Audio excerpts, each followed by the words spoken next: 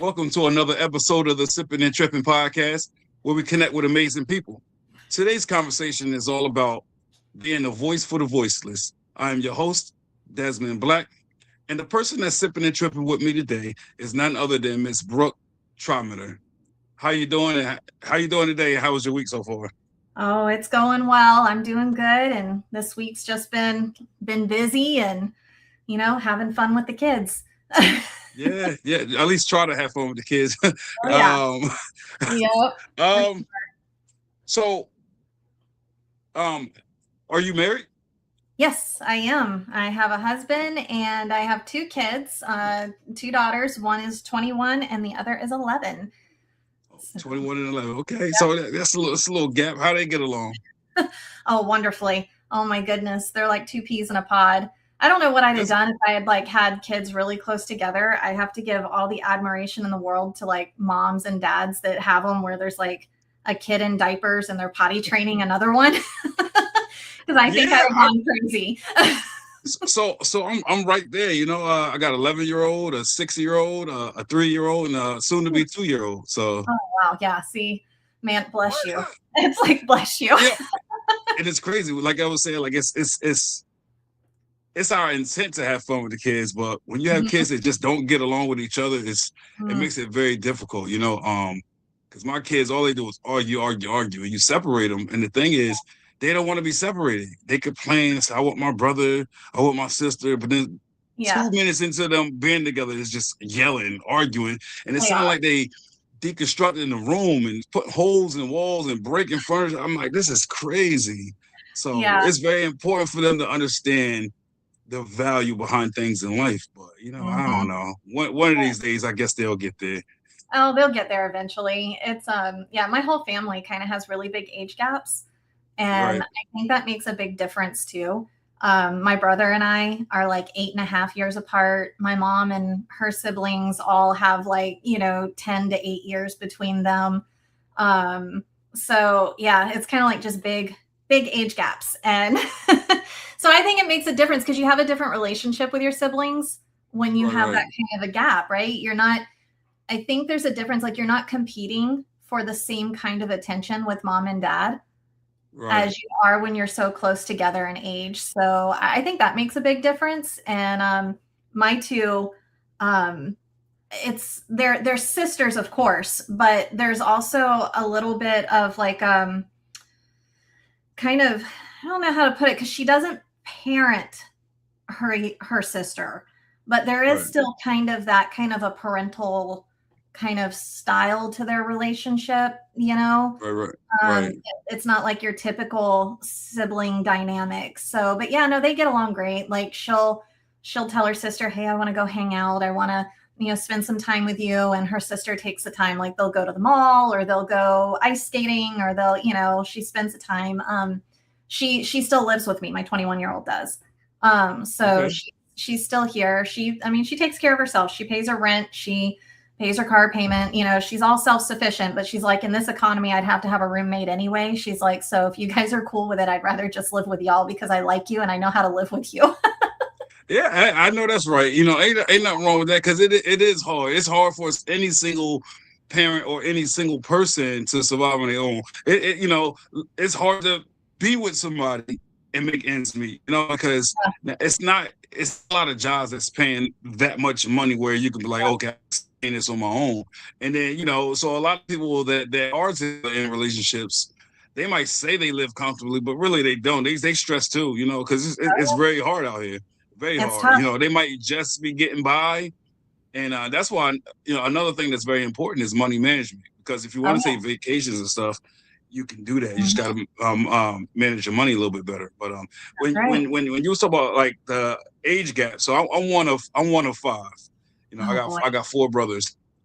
So I have a brother that's a year younger than me. I have one that's 4 years older than me. One's 9 years, and one's like 10 years older than me. So it's a little Wow. age difference right there. Except for Yeah. me and my younger brother, like, we the closest in age. But Yeah. yeah, so I get it. And the thing is, the one thing the one takeaway is this about the age gap thing is, they have that time to themselves to grow and learn things and experience things, so they can in turn share those experiences with you and try to help mold you and take the load off our parents and stuff like that. So Yeah. that's the one positive, because when they close the age, now they try to learn together, Oh right? yeah. And then the parents trying to teach them together instead of Yep. teaching them individually, because you can't when they close the age. So that makes it hard too. So I Absolutely. got you. Yeah, Um, for sure. so we mentioned you being married. How long have you been married? We've been married for, let's see, this year will be 16 years that we've been married. 60. Yeah. That's longevity right there. Uh, Yep. so okay. So how quickly did you get married after dating? Let's see. We started dating. So our marriage that would have been September. Let's see. What would that be? 14 months after we started dating. Okay, So okay. yeah, 14 months after. So my oldest daughter is from my first marriage.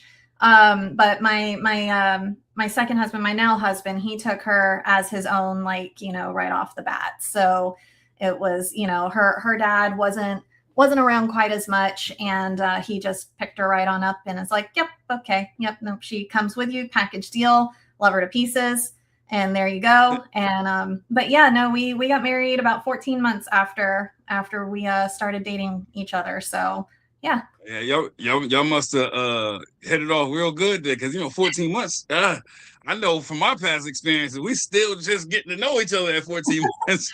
Well, Unfortunately. so the funny thing is that we actually kind of knew each other prior to us dating. So we Okay. were friends before we started dating each other. So we had met. He was my mechanic at the shop that my car went to. So every time I took my Right. car in for an oil change, every time that I needed something done with the tires or the air filter, or any of those things that needed done with my car, it all went to the mechanic shop. And Gotcha. he was the manager of the shop there. And so I had known him since, golly, since I think right around the time I got pregnant with my first daughter. So like I Okay. knew him back then. And yeah, and then after I got my divorce, we started dating probably, I want to say it was probably about a year after my divorce that we Right. started dating each other. And yeah, and then it just kind of went from there. So we kind of knew each other prior to that. It's just we didn't have like the romantic relationship aspect of it. So Gotcha. yeah, I see that's a little different, because all that helps. Okay, yeah, I as know. opposed to just meeting We were somebody. together But for a long okay. time. So you have your own podcast, correct? Yeah, yeah, I do. Built on behavior. You said built. Okay. Built And on where can we find that? That is on YouTube, Apple, Spotify, Amazon, pretty well anywhere that you can have a podcast. It's there. I got you. I got you. Now, Yeah. I already subscribed to you. I just, wanted you to Yep. put it out there for the Yep. No, I viewers, appreciate so that that. they can tap in as well. Yeah. Um, okay. So, do you have any siblings? I have a brother, a half brother. And we're pretty close. Yep. He's about 8.5 years different, age different than me. Mhm. And yeah, so he is when he was a kid, we always because of that big age gap, we kind of had a relationship a lot like my two kids do. And when I moved out of the house, he was still in middle school, and I think he was in fifth grade, something like that. So I'd pick him up. I had a day every week. I'd pick him up from school every Tuesday, and we would go and we'd go have lunch. I'd take him over. He liked had a thing for like the Pokemon and the Yu-Gi-Oh cards and stuff Okay. like that. So I'd take Yeah. him over to one of the card shops and get him a new pack of cards, and we'd hang out and play with him and all of that. So yeah, so we got a pretty good relationship. That's good. That's good. That's good. Me and my brothers, we've had a good relationship, but the one thing that we just got together last week and decided to do is to be more involved, to be more active, you know, to communicate more, to pick up the phone and call each other Mm-hmm. and plan to do things together. So, you know, that's moving in the right direction. So that's good because it's very important. That's one thing I've been trying to instill in my kids. So it's good for us to come together like this and make Mm-hmm. these plans amongst each other because our kids are going to grow up and they're going to, you know, like my older brothers, their kids, they're grown now, but me and my Mm-hmm. younger brother, our kids are still young, but it's still it's good for their development, this right? Because Yeah, kids are like sponges, so the more they see, the more they'll do, right? And that's the belief, absolutely. anyways. Well, and I think it's important this day and time too. I mean, life moves so fast, and we're expected to just move that fast all the time. You try to slow down, and I don't know, it has a stigma attached to it anymore. If you try to slow down, it's like, looked at negatively. But I think this day and time, we have to really teach our kids as well as kind of like train ourselves again to be really intentional with the relationships that we have, and not just in Right, like our romantic relationships, but our family relationships, our friends, our, the people that we care about, just to sit there and be like, you know what, no, we're actually going to make the time, put it on the calendar to spend some time together, to call each other, to, just shoot, you just thinking about them, and you have a happy memory of somebody or something like that, just to shoot the text message over and go like, you know what, man, I was thinking about you, right, put a right. smile on my face Yep, today, and absolutely. yeah. And you know, another thing that me and my brothers was talking about, you know, for birthdays, we ain't saying you got to give like the most extravagant gift, right? But Hmm. even if it's $5, $10, because I guess the thought that counts, and then especially when you family, it should never be about the dollar amount. You know, Absolutely. it's just personable just to send a gift of some Hmm. sort. I don't Right. care if it's a tie or gloves or something like that. So that's something we discuss. So it's Yeah. exciting. So you know, moving forward, we'll see. You know, but I know we'll stick to it. You know, it's very important. Um, so yeah, where did you grow up and or where you from and where did you grow up? So funny enough, I am still where I grew up. Oh, So I'm right here in Florida, Southwest Florida. So I've grown up here my whole life. I'm fifth generation right here. So my family's pretty tied deep into this area. I've watched it go from being nothing but a little podunk town to blowing up into this big metropolis, which has sadly occurred. so But yeah, no, it's we have pretty deep ties here. And my family was, going back generations, had been like cattle, dealt with cattle and farmland, and different things along those lines. And little by little, it just kind of came out. And my dad still works in wildlife, works in wildlife management. He's up in another part of Florida now, up in North Florida, but he does that, and that all just kind of instilled that love of being with the animals and being around and having them in our lives, which we had talked about a little bit. We have our goats and our chickens and ducks, and our little bit of farm area here. And yeah, so that's kind of what I've done, and I can't imagine not having that little bit of country life still sitting around here for us. yeah, oddly enough, like you know, at one point in my life, like when I was younger, I used to say I wanted a huge farm because I had this Mhm. love for animals as well. Like you know, Yeah. growing up, you see like National Geographic and just in magazines, or a lot of the Mhm. cartoons had a lot of animals, and like you see the giraffes. And I Mhm. always, when since childhood, I always said I wanted a pet koala bear because like you see them on Yeah. movies and stuff, they're intelligent. Like monkeys, Yeah. koala bears, they're actually Yeah. intelligent, and a lot of people don't know that. Like they could do everything a human could do. It's Mhm. insane. So I Yep. don't know. It was always something about a koala bear. I said I wanted one of those. It used to be like a tiger or lion, but then as you get Mhm. older, you might, you know, them things is dangerous. Even the Plants are ones big. that's trained, I would not be able to trust it, and it gets so big. So Yep. Yep. who wants that? Hey, So look, I and still then I like, oh, go ahead. go ahead. No, you go ahead. Oh, no, I was gonna say I still have a little bit of that. I just shrunk the big cat down to where I'm kinda like, "You know what? A serval wouldn't be too bad." It's like, and my husband is like, "No." It's like, Yeah, "We're yeah, yeah. good."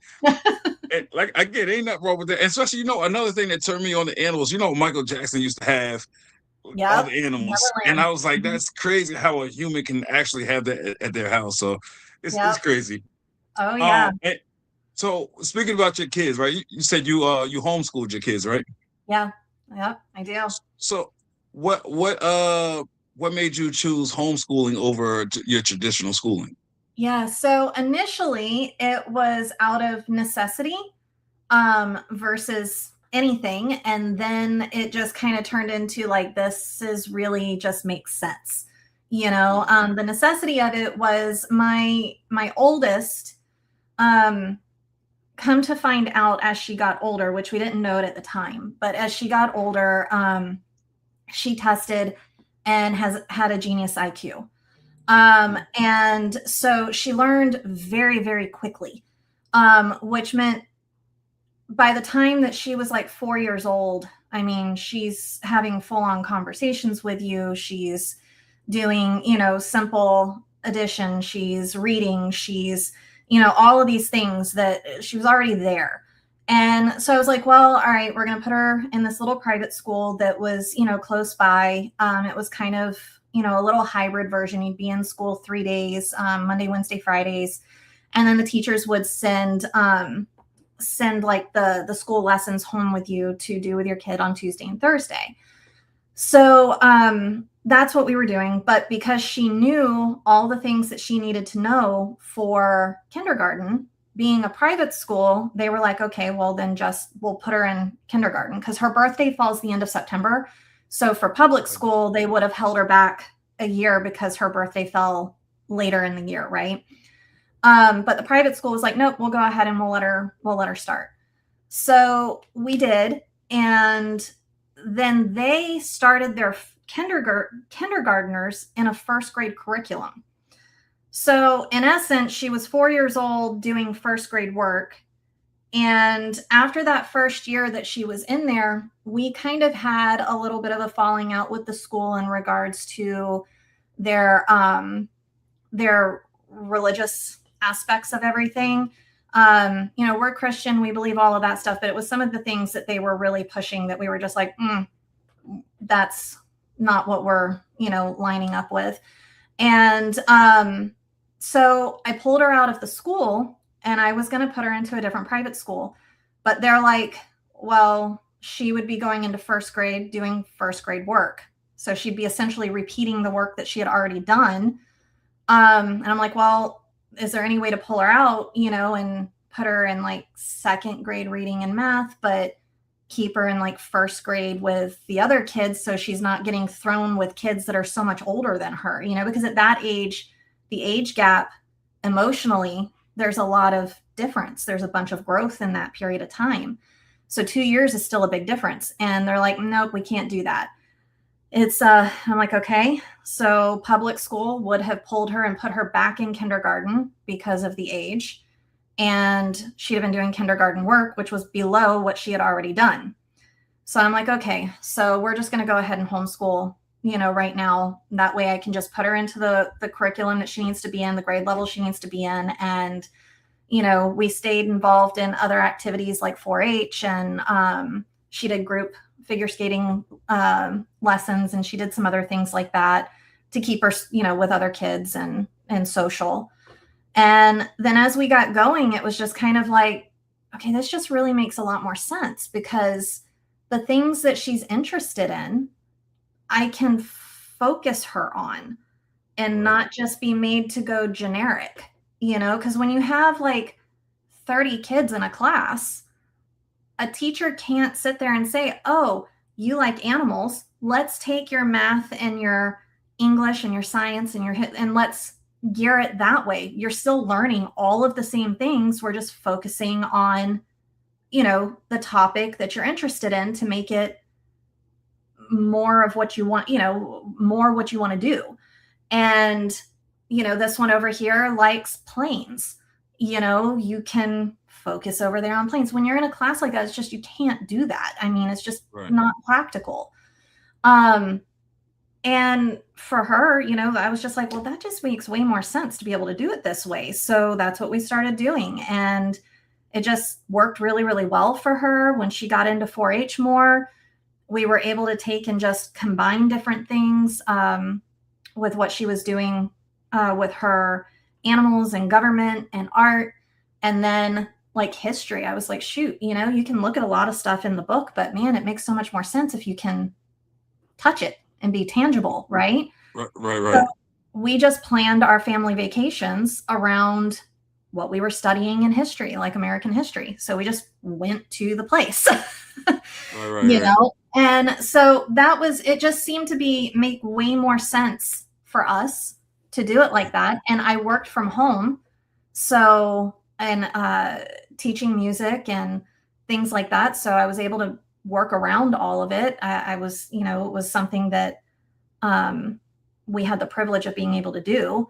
And then as time went on, it worked so well with her that when my younger daughter was born, it was like, well, we're just going to kind of do the same thing. And it's just worked out really beautifully. So that's the thing. I've always heard of people doing the homeschooling thing, but like, how does it work as far as like curriculum? You get that from the school, or is it something you put together yourself? Yeah. So every state has different laws about it. So in Florida, you can essentially kind of create your own curriculum, even if you want to, pulling it together from different areas. You put it together, and throughout the year, like you send a letter of intent to the school board to tell them that you're going to homeschool your child.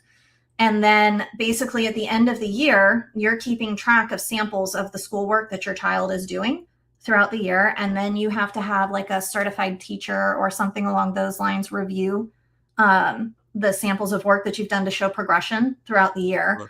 And then that teacher can say, yes, this is acceptable progression for the year. And they sign a form saying, yep, they've done acceptable amount of work, made acceptable progression, and then that gets sent back into the school board. And you're good there. But Florida has Florida Virtual, which is through the state. It's kind of their homeschool curriculum that you can do online. But then there's other curriculums that you can get through, like, you know, Abeka is one of them, Heritage. Those are some of the bigger ones. But there's so many smaller curriculum programs that you can pull around as well. You can end up saying, I like the math curriculum over here with this program, but I like the way that they do English over here. So I'm going to take the math from this one. I'm going to take the English from this one. I'm going to take the history from over here and put it together. So you can kind of like do those things and kind of really gear it to what your child needs too. So like my youngest daughter, she struggled a lot with like her math facts, of being able to just look at a piece of paper and it say 5 + 3 is 8, right? Written out just straight up. Did not make sense to this kid. Now my oldest kid got that stuff like this. Her, not so much. Struggled with it for so long. But if I sat there and I had, like, there's 5 cookies on this plate and there's 3 cookies on this plate, and I asked her, I said, well, okay, so there's 5 cookies over here and there's 3 cookies here. If I eat all those cookies, how many cookies did I eat? Immediately she would tell me 8. But it was in like a real life situation. It wasn't just numbers on a page. So if I put it in like real life situation, she'd get it. But if I turned around, I put it very just math facts, did not get it. So it took her a while to get to where her brain was working that way. So like in regular school, they would have held her back on almost everything because of that. Whereas with homeschooling, I could take my time with her and let her learn at a slower pace in math without holding her back in reading, which she is a grade level ahead on because she understands, you know, her reading skills are great. So she can continue to excel at these other subjects that she's really, really good at, take her time on the math until her brain clicked with it. Then when her brain clicked with it, now here we are, boom, boom, boom, boom, boom, boom, boom. And we're in 6th grade math now up to grade level. But it, you know, she wouldn't have had that opportunity in regular school if she had done that. So, yeah. So that's amazing. It sounds like a lot of hard work, but the one thing that from listening to you that I think that I would like and appreciate from that whole experience is this. homeschooling your kids and going through a curriculum like that, it's not just teaching your kids, it's also a refresher for yourself, right? That is Because true. That is true. Yeah. I know as we get older, our kids bring us some homework. Like, can you help us? Do that? We like, oh, they be like, didn't you go to school? Like, kids love to say that too. Didn't you go to school? Like, dang, why you? The last time that we had to factor a number, it was like, yeah, my son brought me homework, and he asked me, and I was like, you got to give me a minute, because this is different, and then it's also different. Like, not at his age, but as you get older, like, let's see, I graduated in 04. We only had to have 3 years of math. But like 2 years after me, they changed the law to you have to have 4 years of math. So I said, oh, I feel bad for y'all, because you have to do like trigonometry or something like that, or calculus. Whereas that was intimidating. The thought of that was intimidating to me when I was in school. I was like, I'm glad I ain't got to do that. Just algebra 1, algebra 2, and geometry. And speaking about, and it's crazy because a lot of people, they was like, geometry is hard. But for some reason, for me, geometry was so much simpler than algebra. And I think it's had to do with like shapes and stuff, because I can draw, right? And I was always building things and deconstructing things. And geometry, the thought of geometry was intimidating to me. But all my teachers used to tell me, you'll do fine. You like to draw. It's fine. Just look at it like a picture. And once I started doing that and just, applying certain techniques, I just felt it was easy. The only difficulty that I had with geometry is proofs, right? You're familiar with the proofs, like where you got to work backwards or work from the middle of the project and come up with the beginning and the end. It's like sometimes that got a little tricky. I think it was called like the SATs and stuff, or the end of the school year thing. That used to kill me. That was exhausting. Yes. But I made it through though. Oh, yeah. No, for sure. Yeah, no, I was the same way. I struggled a lot when it came to algebra. Algebra, for whatever reason, didn't make that much sense to me, but geometry, I was like you, like, man, I got the geometry. And then now the funny thing was, so like in school itself, I always had the highest grades in like English and reading. I was almost always A's in English and reading. Struggled with my math scores, always. Now, but when I would take a standardized test, it was flipped, always flipped. On the standardized test, I would always score really high in math, and I would like barely pass the English. And I'm like, how does that work? Right. I don't understand that. Yeah, it's wild. I mean, so like you said with your kids, it's like we learn differently. We look at things differently. I know for me, my favorite subject in school has always been English and creative writing. I've always liked to come up, write my own stories. So I used to thrive in doing essays where everybody else ran away from essays. I was like, oh yeah, essay, I'll take that any day. So English and creative writing was always my thing. So now, I liked that. Yeah, I liked English, but I liked creative writing. I struggled with because I'm coming up with the ideas just like out of thin air was always hard for me. But I loved research projects. Now you sit there, you tell me to do that and let me write a research paper. I'm like, ooh, I'm gonna write the research paper of a lifetime. It's like, The same thing with me, because that's one thing I picked up from my father is intellect, intelligence. Like I always wanted to be knowledgeable about as much as I could. So research papers, I thrived in that too. I went above and beyond. And some people used to be like, it's a simple homework assignment. Why are you going so deep? But again, it's just something I enjoyed doing. So whenever you have that kind of enjoyment doing something educational, that's always a plus. Well, and that's what I've always and I've always told my kids and I've always told my students, I'm like, the one thing, you can earn money and you can lose it. You can have friends and you can lose them. You can have a big house and you can lose it. You can have your car, you can lose it. You can have, anything and lose it. Right. But the one thing that you can get that is always free and you can never lose is knowledge. It's And powerful. you can knowledge is free. The library's free. You can go and read, you can go look stuff up on the internet, you can, it's all there. It's free to get, and no one can take it from you. Once it's locked up here, it's yours. No one can Right, take it. right. Yeah, I love to read. Like, I've always liked to read. That's always been one of my things. Like I have plenty of books, and it's like sometimes with me is I start a book and I might be at Barnes and Noble or something like that, Mhm. or I'll be out somewhere and a book catch my attention. Then I'm like, Yeah. oh, now I immediately want to jump to that, but I got three other books I haven't started, so that's something I'm trying to get away from because some books I like to take notes on. I buy a notebook and I read it and I Yep. take notes, and then what happens is the lines start getting blurred sometimes. I'm reading this book, I'm reading that book, and sometimes I'll be trying to convey the overall message or interpretation to somebody, but I'll be blurring the lines. They're like, I don't Yeah. think you talk about the same thing. And I'm like, yeah, you're right. But Right. Yeah.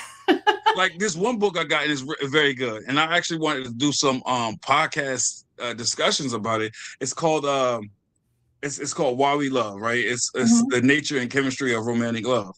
And Mhm. I've read that book twice and I thought it was great. It's this woman that she has a PhD and her husband is a medical doctor. So Mhm. he assisted her in writing the book. So yeah, so it breaks down everything. The percentage of the woman's brain versus the man's brain, or what they think about, what they focus on. Mhm. So I've learned a lot through that. Like I always try to learn as much as I can about a woman anyway. So that book gave me a lot of insight on a Mhm. woman. Like you guys deal with more of a visual thing than men.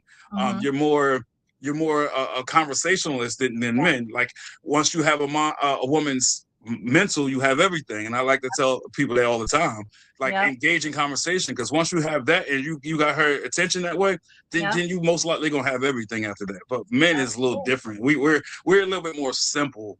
Like we Mhm. we we think about the wrong thing, so the wrong thing catches our attention. Now we Yeah. and we think Yeah. we like you, we think we love you, we think you know what I'm saying, but it's not the case. Yep. So women are more strategic than men, so it is Yeah. what it is. For sure. Have you read the one that's like the five love languages? No, I did write. I'm gonna write it down again because somebody told me to read that, and I just haven't. I know what the five love languages are, but I just Mhm. never read the book. I think it's pretty Um, interesting because that was one that where I think it was initially like intended for like, romantic relationships, but the concepts apply to pretty well every relationship, right, to all of them. And I remember my oldest daughter, like I said, a lot of times with really high intellect comes very low emotional intelligence. Um, hmm. so that's typically kind of what happens. The higher the IQ, the lower the EQ tends to be. I didn't Um, know that. See, yeah. that's good. I like that. And so well, they just end up looking at things like very matter of factly. Hmm. And it's like, well, but like, is it like, as an example, she had, it's just one that always sticks out in my mind because when she told me about it, and I was kind of like, wait, what? Why did you say that? I'm like, but Right. she had a friend that, in one of the groups that they were in, somebody was teasing this one friend of hers about, oh, you're anorexic, you're this, you're that, because she was just really, really skinny.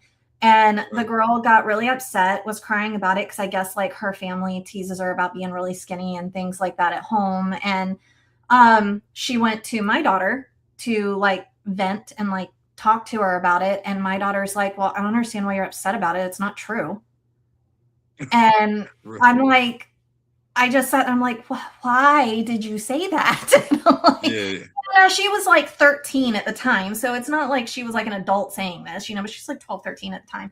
But it was like, just very matter of fact. It's like, but it's not true. So I don't understand why you're upset, Right. Right.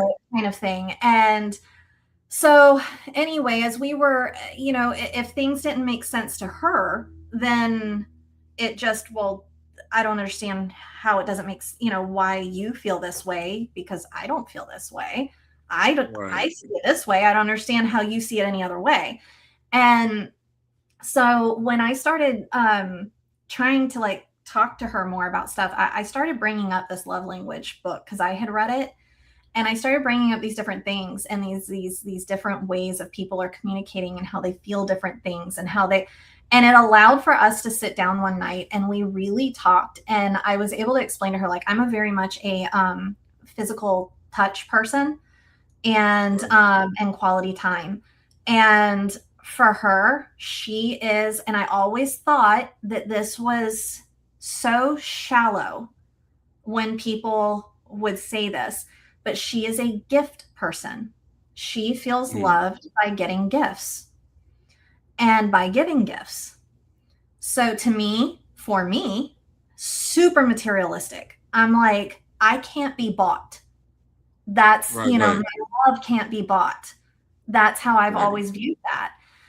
Well, as we sat down with this and we really started talking about these love languages and like what they mean to people, and I started explaining why, I feel the way I feel and how the quality time and the physical touch and the things like that made me feel and why they made me feel the way they do. I finally got out of her what it was about gifts. And she's even told me, she's like, it doesn't have to cost anything. It's not the money behind it. She right, said, it's the fact that somebody cared enough about me to still be thinking about me when I'm not in front of them. right. And that's what it was, because it's the thing that she feels that, like, if she's not directly in front of somebody, then why would anybody think about her? Why would anybody care enough to keep her in their mind if she's not right there with them? Right. But if you're thinking of her when she's not there, you bought a little trinket for her, or like I learned that even this, it's not even so much a physical thing. She loves things like snakes and reptiles and stuff like that. So I learned that I see a snake at a tree, I can snap a picture of that and text it to her and say, oh, look what I saw. I thought of you. And to her, that's a gift, but It's personable. it's personable. It's because I thought of her when she wasn't with me. And that Right. means that she meant enough to stay in the forefront of my mind. I got And you. it's just Yeah. proof of that. So yeah, it's crazy. So you mentioned physical touch. So like, a lot of people ask me that question, what's your love language? And I think if I had to choose one before all others, I probably would say physical touch Mm-hmm. first. But I also feel like they're almost all five of them are about equal for me. Mm-hmm. Mm-hmm. Because just how my childhood was, it's things that was lacking in my childhood. That closeness, that hug, and or that kiss goodnight, or that reassurance was always lacking. So for me, I think like physical touch is very important. I know Mm-hmm. in relationships, I required it. When I Mm-hmm. didn't get it, I kind of felt like we were estranged, for lack of better words. Yep. I felt like I wasn't wanted or appreciated or Mm-hmm. valued. So Yep. physical touch would definitely be my number one, but Mm-hmm. it's pretty much all five in one, all in one. Because, like I said, that comes with people that have abandonment issues and stuff like that. Mm-hmm. So yeah, and it's like my mom and my father, they wasn't meant to be together, and it's not like I wanted them to be together, but it's like my father had his life, my mom had her life. My mom Yep. was very young when she had kids, 15, 16, 22, 25, 26, so her childhood was null and void because she was pregnant and she had to grow up faster than she should have. So Mm-hmm. she has her own traumas and her own difficulties in life. And so a lot of times, me and her bump heads, and I have to remind myself of the traumas that she had to endure growing up. And for lack of better words, give her a pass. I'm like, okay, she's acting like this towards me because she's still hurting herself. Because I know my mom be hurting all the time. I Mm-hmm. can just see it. Her her aura is not radiant. It's like a black cloud most of the time. So I, Mm-hmm. I I know that and I recognize that. So a lot of times, she might tick me off, but like I'll come back and even if I don't feel like I'm wrong, I'll apologize, because not just apologizing for whatever we just went through, but because of everything she had to endure as a black woman, anyways, in Right. life. Because I know her life wasn't easy. She was married at Mm-hmm. 16. She was kicked out at 15 out of her house. So she had to grow up faster than a child should. Yep. So later on in life, it's almost like she tried to like go back in time and live the life she should have, right? Because I know later on in age, in our 40s and 50s, she was Yeah. doing things that she should have been doing in her teenage years, and people look at her like, "What are you doing here?" But Yeah. the psyche, the mind is a very powerful thing, and if you Mhm. lose sight of that, then that's how people become crazy, Yeah. So we have to have compassion and empathy and the wherewithal to understand those things to be able to help others, so. Yeah. But that's a really high emotional intelligence on your part and a lot of growth on your part to be able to see that. And Right, I think there's a thing that we can do too of like you said, going and apologizing. It's not so much necessarily, I think that we have to apologize sometimes for how we felt, but right, for how things came across or right, how the situation devolved. Like my mom used to tell me, she's like, I'm not sorry for what I said, but I'm sorry for how I said it. right, I'm not sorry for you know, the what was meant by it, but I could have handled that situation differently. And I'm sorry that I didn't take these things into account during that, right. So I think that's really shows a lot of emotional growth on your part, and and especially, yeah. and, and I appreciate you for saying that, because I feel like that for myself. I've come a long way, and one of the hardest things for me to deal with and cope with in life is the fact that like a lot of things that I do Mm, goes unnoticed. I struggle with that tremendously. When people sit there and say you're the same person you was 10 years ago or 20 years ago, it actually hurts me. And when I vent to people, they be like, why does it matter? Well, because it matters to me because my upbringing, like there's a lot of mhm, voids that was in my life, a lot of mental traumas and stuff in my life. That mhm. not feeling loved and stuff like that. Like not just women, everybody on God's green earth wants to feel um, wanted, Yeah. loved, appreciated, and all these things. So when you grow Mhm, up and you don't feel that, it kind of makes you numb, and it kind of mhm, makes you feel like it's you against the world against you, and that's how I grew up. So it mhm, put like a hard shell around my heart for a long time, and a lot of mhm. people looked at me like, "Oh, you always mad, you always angry." Well, I did grow up with a lot of anger and resentment and rage. It's because of my upbringing. So I appreciate you for recognizing that and saying that on this Yeah. platform because a lot of people don't say it.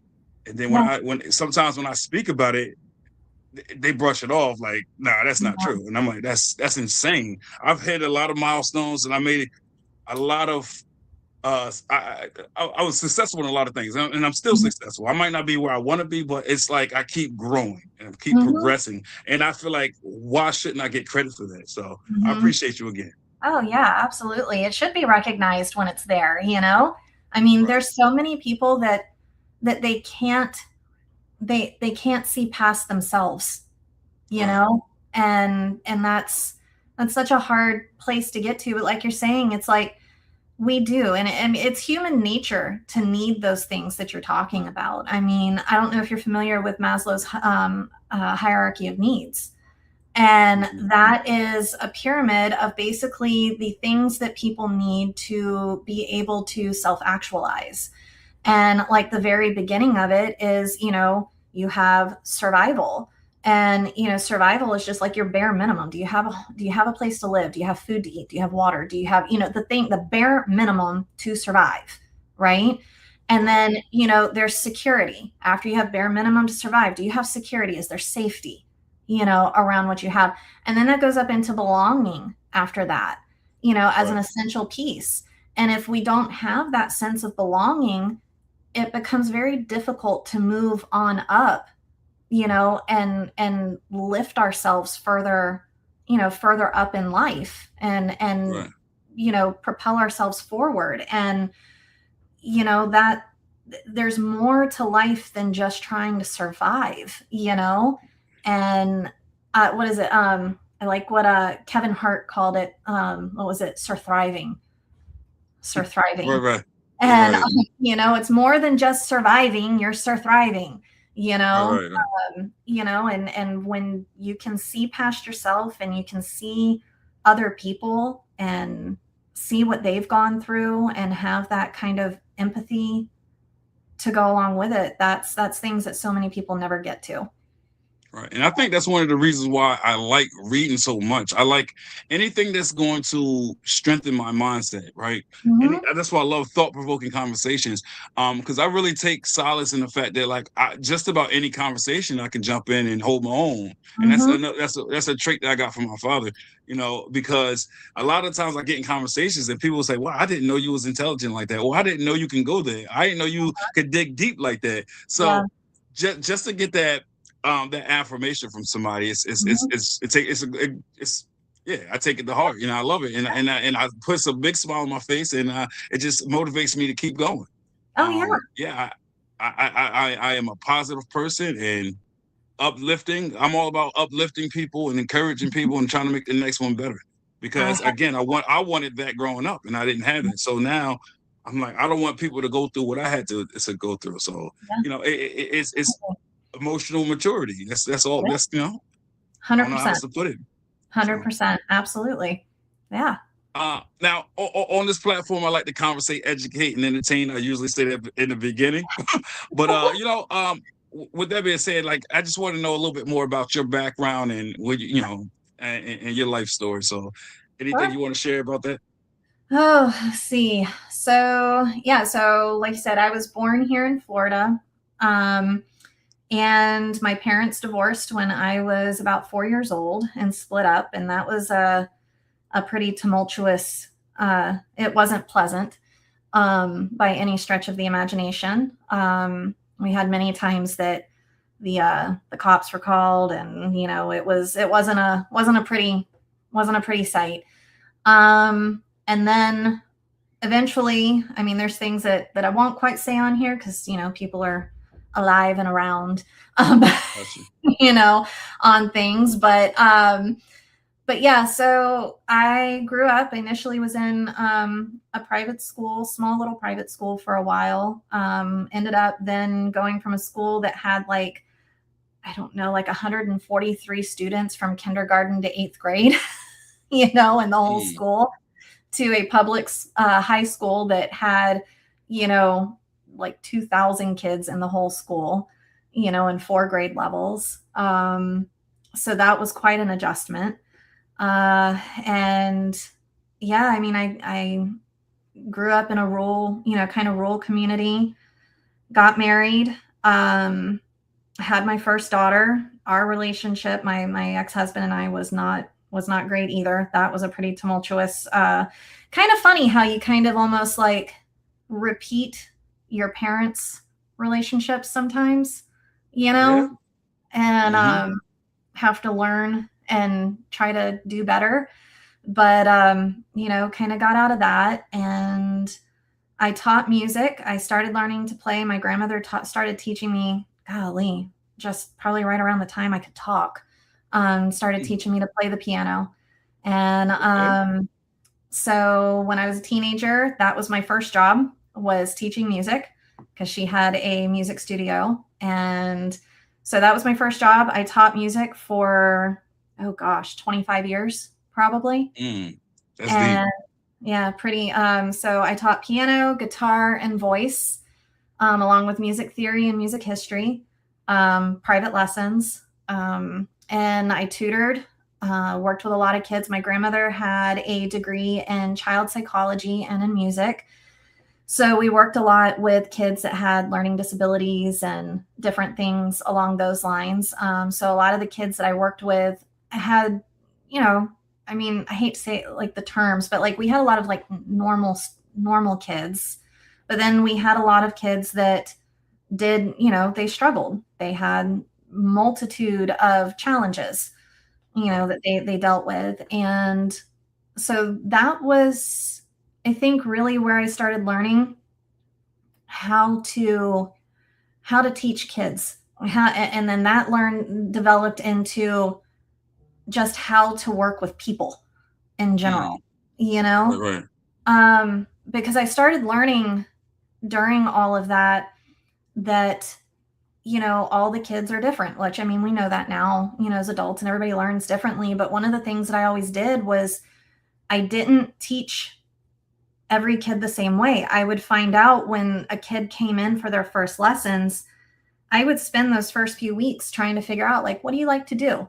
What other hobbies do you have? What activities do you like? What subjects do you like in school? What subjects do you hate in school? What, because I'd try to figure out, like, what did they think they were good at? Right. What did they think were their challenges? What did, maybe they understood they liked baseball. They love Right. baseball. Well, then when we got to certain things in music, I knew that, like, okay, well, they already understand baseball. So if they're struggling over here, how can I relate this to baseball so that they can understand it? I was just about to say that, and that's one thing that I used to appreciate growing up when a teacher would do that. Even Mhm. my very first therapist used to equate things that I liked or enjoyed or that I was familiar with to whatever I needed to Mhm. learn. So and, Yeah. and a lot of teachers don't do that. So that's a Mhm. very good tool or method. Yeah. You gotta pull from what they like and just put them together. I do that with my kids. They Mhm. be stubborn and they be I just don't get it. So then when you make it seem like a game, because sometimes homework and stuff, if as long as you make it seem like a game or you Mhm. do it with them, you Yep. might know the answer, but you act like you don't. Like, oh, you got that last one right. Oh, you smarter than Yep. me. Yep. Kids thrive off of Yes. stuff like that because Yep. now you're intertwining life lessons and homework with something that's tangible and personable, something that's it's bonding. That's what it is. It's Mhm. bonding. And Absolutely. every kid wants that. Like I said before, everybody want to feel desired, loved, wanted, Yep. appreciated. So, like I said, that's a good method. Yeah. So I would do that. And I had one, the mom brought in, I might have told you about this one over Messenger when we were talking before, but I had a mom bring in her two daughters. One of them was very good at music, was very good, but the other one was blind, and she had a brain tumor that made her cognitively where she wasn't going to be anywhere past somewhere between 5 and 7 years old. Mhm. She wasn't going to develop past that. And she had a lot of physical um, uh, issues as well. Her fine motor skills were very, very limited. So she would struggle a lot. But her mom was like, she wants to play the piano, but none of the other teachers will take her, because of how she is. And I'm like, okay. And she's like, can you just try with her? Like, she doesn't need, to play this like beautiful Tchaikovsky piece or something, Right. just for her to be able to just learn. And I'm like, yep. I'm like, don't see why not. I'm always one that's like, all right, I hadn't done this before, but can't hurt anything. I'll give it a shot. Right. And then I sat there and I got thinking to myself after I agreed to do this. And then I'm kind of like, wait a minute. Obviously, people who are blind can play. I mean, Stevie Wonder and many of these others, and we're kind of like, so I know it's possible, but I'm sitting here and I'm like, I have never played the piano without seeing it before. I'm like, I don't know what it's like to be blind. I don't know how I'm going to describe this Teach to it. her Yeah. or Right. explain Right. this Right. to her without describing it for sight, because I've always taught children who could see. So I Right. got home, and we had a studio at my grandmother's home. And so I got home to my house that night, and I got thinking to myself, I'm like, well, all right, I'm going to sit down at my piano, and I'm like, I'm just going to go like this. I'm going to sit down, I'm going to play like this. And then all of a sudden I started realizing, I'm like, well, that's not working because my peripheral vision can see my hands.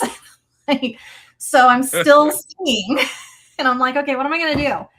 So I started looking around and I'm like, okay. And I saw this scarf. So I'm like, okay, I'll fold the scarf up. I'm going to blindfold myself. And I blindfolded it to where like it was pitch black. I couldn't see anything. Right. So after I bruised my legs, I don't know how badly, trying to get back into the piano stool. And I sat there and I realized like I had to sit down at the stool for a minute and just go like, okay, wait a second. I need to recover just from entering into this. you know, um, I sat down and I just started trying to feel the keys and just be like, okay, what do I feel? What is this? And, starting to try to figure it all out without being able to look and see what that was, and like figure Mhm. out new ways to describe and explain and everything. So I did that until I was able to sit down and play some simple songs that I knew by memory, but till I could actually play them on the piano and figure out why I could play it, you know? And Right. once I did, then that's kind of where I went and started teaching her on the piano, and then realized that the little stinker was cheating the system a little bit. I mean, The music. So our after I'd been teaching her for a little while, I would know she was feeling the keys to make sure see where she was at. But the piano at the studio was so old. It was such an old piano that there were certain keys which I didn't notice, again because being sighted, I'm not thinking all of it, and I'm blindfolded. I didn't pay attention to everything apparently. And on that piano in the studio, it's so old that certain parts of the ivory that were on the keys on the very edges were chipped. mm, And they were chipped on certain ways. I mean, very minor. Like this one over here had this size of a chip, and this one over here next to it had two little chips in it, and then another one over here had a different size chip in it. And she was feeling those chips and memorized the chips. And right. so when she was playing it, she wasn't paying attention to the black keys on the top that are grouped into twos and threes so that she could feel where they were, which is what I wanted her to do, because then she could translate that to any piano, right? No, Right. no, no. Right. She was finding the chips on the white keys on these edges. Well, you got to learn somehow. You know, they always say like when you lose one sense, like it enhances your other senses. So I mean, Yep. I ain't mad at her. I mean, it's good. I She sat took there. the initiative. It took me so long to figure out what she had done with doing Right. this, and then I'm like, oh my goodness. That's And so, you know, but it was something that she learned how to play her. Oh, my light just fell. Attacked me over here. But yeah, no, she sat there, she learned how to play scales all the way to where she was able to play chords, full 3-note chords, you know, and we were playing songs like Jesus Loves Me and Amazing Grace and, you know, things like that over time. And, you know, it was just different. And she just needed a different way to learn, and she needed somebody to see her and understand her and how she learned. And I kind of took a lot of that kind of stuff over with me when I eventually got recruited to a human trafficking safe house. And I was asked to come over there because they needed, they were struggling to develop their education program. And when the girls are pulled, this is a teen human trafficking program that our safe house that had girls that were from the ages of about 14 to 18 years old that were in there. And they would have to be pulled and they would be put into these safe houses, but they were kind of like tucked away. So they couldn't go to school. They couldn't be on the internet. They couldn't have phones. They couldn't do anything because you're having to hide them, right? And the kids, it's not like what people think it is. I think a lot of people think kids being rescued from trafficking, that they're coming into a Sound of Freedom type situation where they're just like, oh, thank God you're here to take me, you know, and get me home. That's not what is most common, that situation. What's most common is that these kids are put in and the stuff is happening right under your nose. You know, it could be happening with the kid living in the house next door to you and you just don't realize it. But they are brainwashed into thinking that that's the normal way that things run because it typically starts so young. And when they're pulled out of that, they think that we're the bad guy. Right. And so not only have they had, you know, terrible, you know, relationship with school in general, because that's the least of their problems really, you know, in life is going to school. You know, they're kind of like, I don't really care about that because that's not really my biggest issue, you know. And but so not only do they just not care about going to school in the first place or education in the first place, they think that you're the bad guy. So they're fighting against you the whole time anyhow, just in general. So they were really struggling to develop this program because they couldn't have the kids online. They couldn't put them in school. They couldn't, so how do you educate them? Plus, Right. when abuse starts, that's typically where education starts to fall apart. So even if they're still in school, they don't, the smooth learning of education stops. So they're going to school every day, but they're really not learning a lot in there because there's so much else going on, and the trauma in the brain is just making it where they're not progressing, understandably Right. so, and their education becomes, all I can describe it as is a bunch of Swiss cheese, because they Right. will understand, they'll know certain things over here, which makes you assume that they understand this over here, because how can they know this if they don't know this? And then you find out they really don't understand this. And I had girls that were coming in that were 15, 16 years old, and they couldn't do subtraction with borrowing. Right. They could barely add with carrying. Multiplication was hit or miss, division non-existent.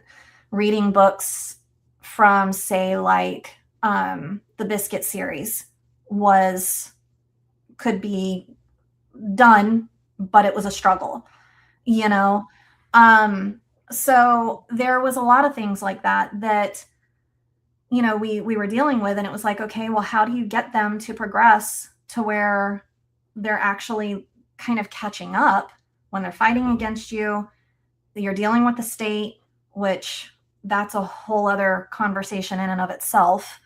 So I got pulled in for that. And what I learned working with them and pulling in the same concept was you got to meet them where they're at. Absolutely. You can't. Absolutely. Yeah. Oh no, I was just about to say I understand exactly what you mean, because like I know in schools and a lot of parents like to be quick to diagnose children, right? And Mhm. sometimes it's the trauma that's preventing them from learning, because your mind is so powerful, right? And once it's distracted, it's hard to retain any other information. Like I know when I Yeah. was going to school, I was labeled a problem child, right? Mhm. And the schools wanted to put me on Ritalin and things like that. They Mhm. wanted to say, oh, he has learning disabilities. Well, my mom, she never agreed with that notion, or maybe she did, but she was definitely against medication. So Yeah. that's something my family was against on my mom's side anyway. So Mhm. against medication, we're not doing it. And earlier when I was saying about how I feel like I should get credit for certain things in my life, Mhm. that's just one of them. When everybody counted me out and said I had learning disabilities, well, I turned out to be more intelligent than a lot of people I was going to school with. They couldn't even stand Mhm. next to me. You know what I'm saying? So, Yeah. to this day, I still don't get the credit for those things, and it's mind boggling to me. I sit there, it's a head scratcher. I'm like, this is crazy. Like, Yeah. how you say I'm going to be here, but I'm here, and I'm still not getting my just due. But Mhm. that's another thing, and I learned that from therapy, right? Because a Mhm. lot of people shun therapy, but my some of my therapists that I had in life taught me a lot of things. Like I did the CBT, which is the cognitive Yep. behavioral therapy, Yep. and it just teaches you a lot of things. And I think a lot of the therapy helped me emotionally. So when we talk Mhm. about emotional intelligence, I think going to therapy helped me, and then Mhm. that coupled with life experiences, right? Mhm. And just growing up and maturing and knowing what I wasn't going to stand for anymore, right? Because standing Mhm. up for yourself is very Yep. important. And I always say I believe in myself. And yeah, I just had to have that grit, that determination, that Yep. tenacity. I just had to be there for myself. I had to show up for myself, because if you don't show up for yourself, ain't nobody else gonna do it for you. Nope. That's right. So Yep. that's the thing. So like sometimes like the traumas in my life prevented me from progressing sooner, put it that way, Mhm. sooner. But it takes a lot of growth, it takes a lot of maturity, it takes a lot of discipline and determination to pick yourself up and put yourself on a pedestal to be able to prosper and thrive and things of that nature. That's all I wanted to add. Mhm. Oh yeah. I mean, it's 100% that. I mean, and the idea of like, well, you're not smart or you're not intelligent or whatever, that I feel is looked at so wrong. And I saw it so much. Now, I already had this thought prior to doing the safe house, but it just kind of like solidified this when I was in the safe house, is that people have a stereotypical idea of what intelligence is. And that means that you can go into school, you're going to get straight A's, you're going to be able to get that scholarship, you're going to be able to, it's very, very much geared into book smarts. And really and this is what I feel a lot about mainstream education. And I heard this, I cannot for the life of me remember where I heard it, so I want to verify I did not come up with this phrase, but it's judging the talent and intellect of a goldfish by its ability to climb a tree. Right. That monkey can't do what that goldfish does. Right. It's excellent at being able to scale that tree and jump from limb to limb, but it can't do what the goldfish does in the water. Right? But that goldfish can swim circles around that monkey, so but they're in different environments. They're different creatures. They're different. That doesn't mean that one is better than the other, Right. And I feel that that's kind of the same thing. And these kids, what I started learning in there also was that because of these situations they were in, and honestly, I think to some degree, this is a lot of adults with children in general. And I think it was exasperated in these particular situations. These kids had never been asked their opinions about anything. And had almost been, and I guess that's part of the brainwashing, had been taught to never question anything. Right. So what it does is it's like conditions them to feel like they don't have purpose. Yeah. Right. They don't have any purpose. They don't have any say. They don't have a position in life. That's what it does. Makes them easy to control as well. And because there would be things as grandiose, because I had there was a lot of times, because I taught them so many things, about a lot of different stuff. And I remember we were going through stuff on World War II, and we were talking about the Holocaust. We were talking about Hitler. We were talking about, a lot of those things. And these kids I think one that I had in there knew what the Holocaust was and what World War II was. The rest of them had never even heard of it. So we go through and then asking them their opinion on it. And they didn't have one. They couldn't tell you if it was good or it was bad. They could not put into words an opinion. And and I use that example because it's just objectively was evil. It's that's not you go and you kill 6 million people just because of the religious affiliation. Their background, religion, yes. That's just wrong, no matter how you look at it, right? It doesn't matter.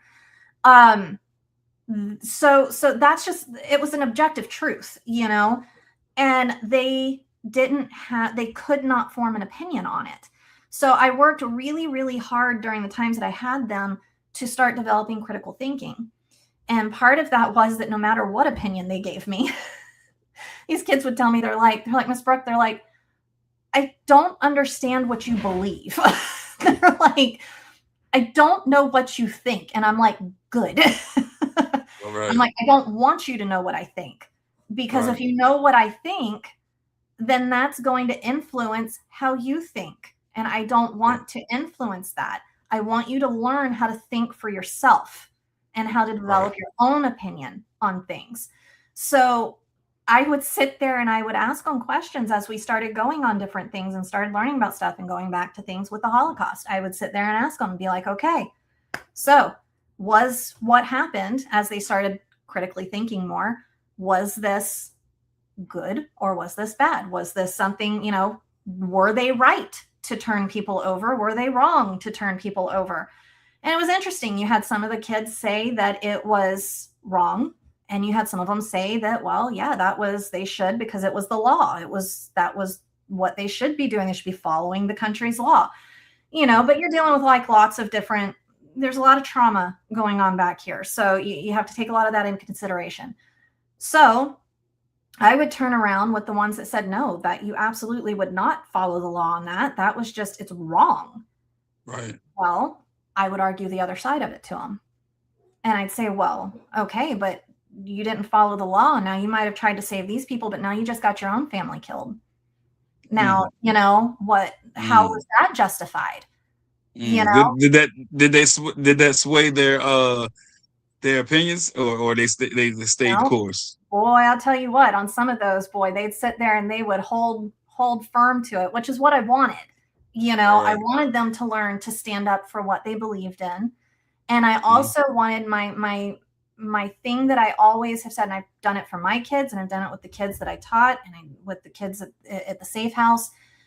If you have enough cojones to sit there and state your opinion on something, then you need to be able to defend it with fact and not just because I think so.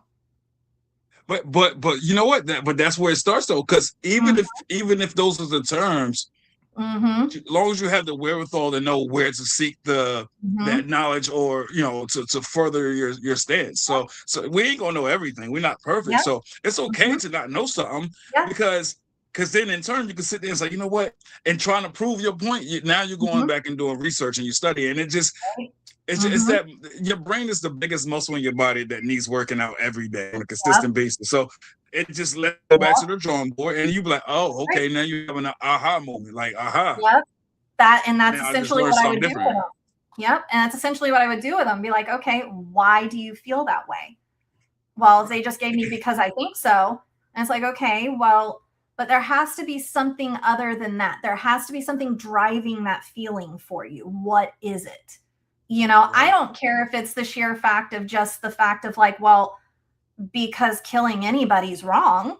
That was a good enough answer to at least give me something, you know, aside of just because, you know. So, you know, it was things like that. If they told me that they thought that you should follow the law, then I argued the other side of that, you know, to them. So they never knew what I thought, you know, about anything. But it's good. You keep them on their toes. That's always good, you know. And the more they keep going back and forth with you, that's good. You know, there's a lot of people that don't feel intelligent, as we were saying before. One thing my father said to me that always stuck to me was this. You know, it's been times where people are like, you're dumb, you're stupid. Because when I was growing up, those two words, you say any of those two words, I was fighting you, you know, because it's something that I struggle with, because I told you, like, you know, people were saying I had learning disabilities and things of that nature. So you say dumb or stupid, retard, anything like that, I was fighting you. I didn't care how big you was, how old you was. My father used to tell me this all the time, and it stuck with me. He says, you're not dumb, you're not stupid. He said, do you have the ability to learn? I'm like, yes. He said, okay. So by definition, a dummy, right, to be stupid means you have the inability to learn. So long as you have the ability, you can never be dumb or stupid. So the more he said that to me, the more I felt encouraged, the more it made me feel like, you know what, he's right. I do have the ability. I can do this. And repetition, the more you tell yourself something, or the more you hear something, it becomes who you are. And that was my thought process. So I took that into my adult life. When people say I couldn't, I'm like, oh no, I know I can. Ain't nobody gonna tell me I can't.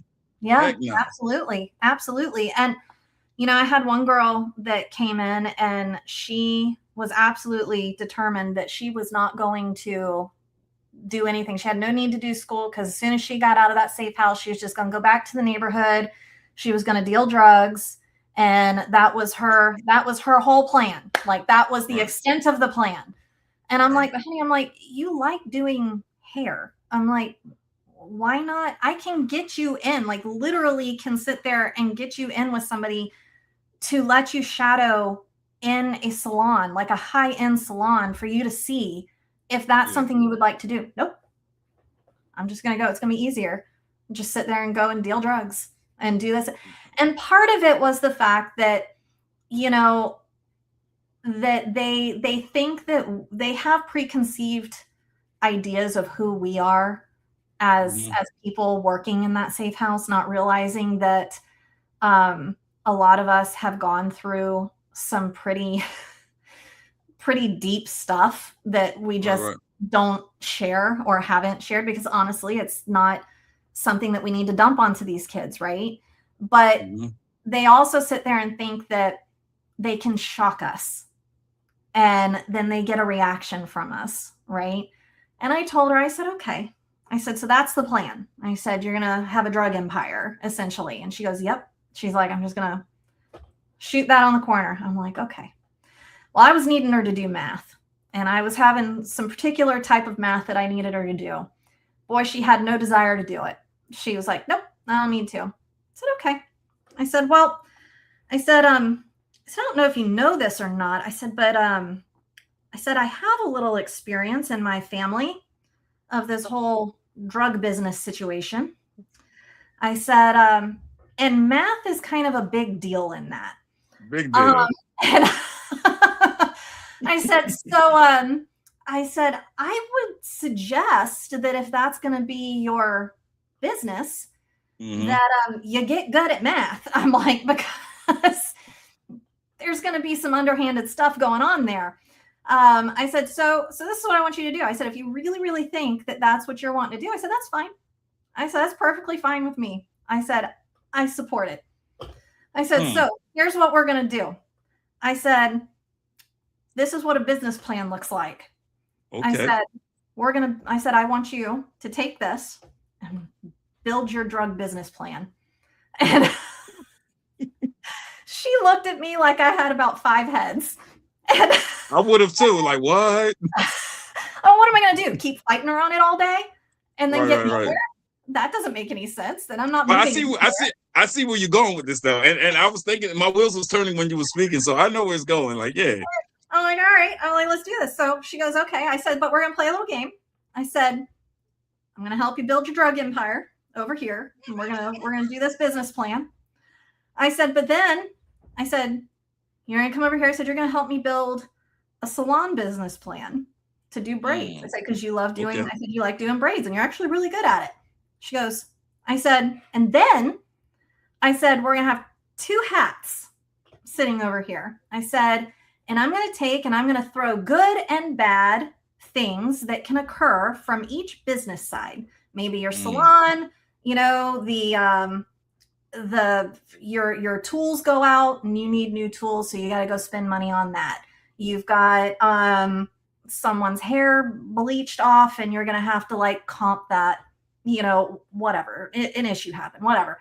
I said, and then over here, I said, you're going to have some similar things that could be bad that happen in your drug business. I said, and we're just going to sit there and kind of see how you're going to have to pull them out randomly to see what happens, right? Okay. And I even let her be the one to come up with the goods and bads that can happen in both things. So I did not sit there and like spin this one heavier than the other. So this was not me. So she goes, okay, fine. She still thought she was going to get me with this, you know? So we sat there, she did it, got my math done. Just want to sit there and put that out there.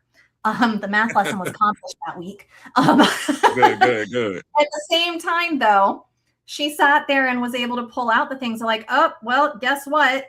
You sat there and have a hospital bill from the drug business due to a violent act that occurred. You know, and that cost you this much money and this much time from being able to go deal. You know, then there was another, oh, you've been arrested. You know, now you've got this and this much time that now you can't deal because you're in jail. And then you've got like some over here with the salon stuff that happened with other situations that occurred as well. But you get to keep working, right? And continue to do these things. By the time it was said and done, she sat there and she looked at it by the end of the week and she's like, okay. She's like, well, then I'll do braids. She's like, but I'm not going to cosmetology school for it. She's like, but I'll do it. That's a start. Like, that's a start. I'll take it. It's like, absolutely. I love that, man. You know, because and networking would have been another good one too. Like, you know, everybody that's selling drugs and stuff, they all got locked up, and now you lose that network, you lose that support. Well, you don't never get support in the streets. Yeah.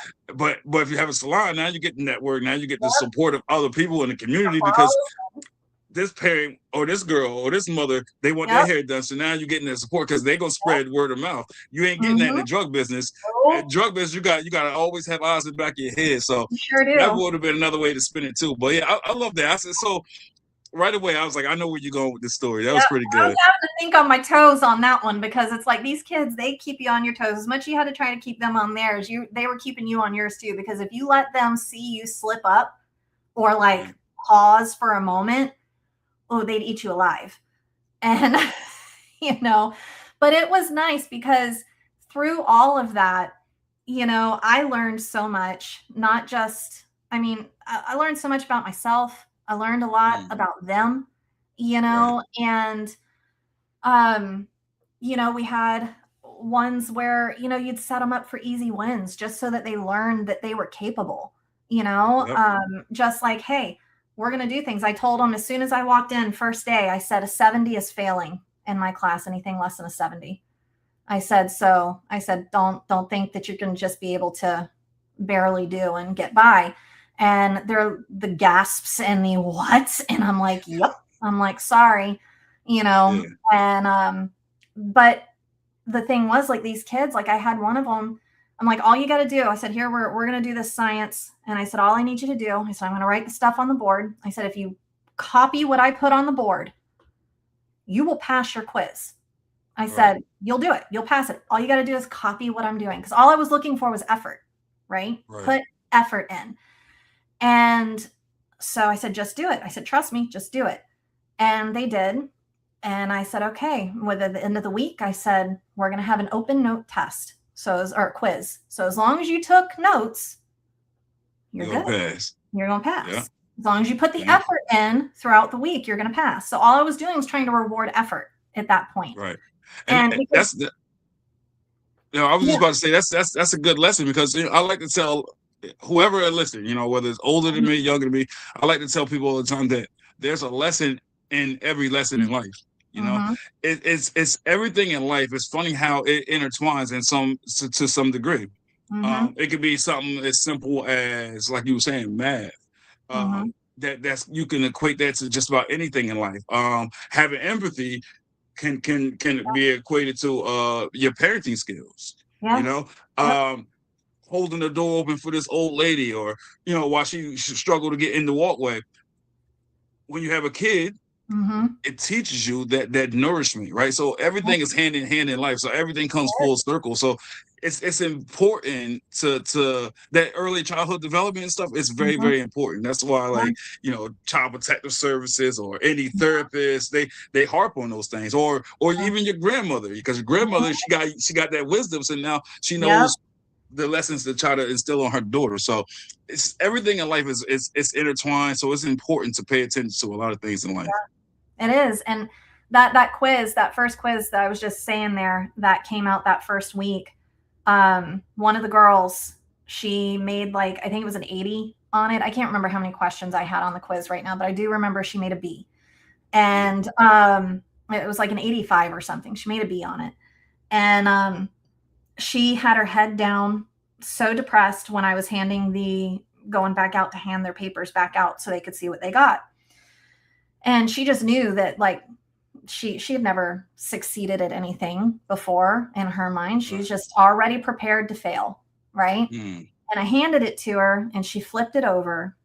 And I have to sit there and tell this story with a little bit of trying to keep myself together with it, because it always sits there and kind of like chokes me up when I say it, because it's just something so simple, that so small, to us.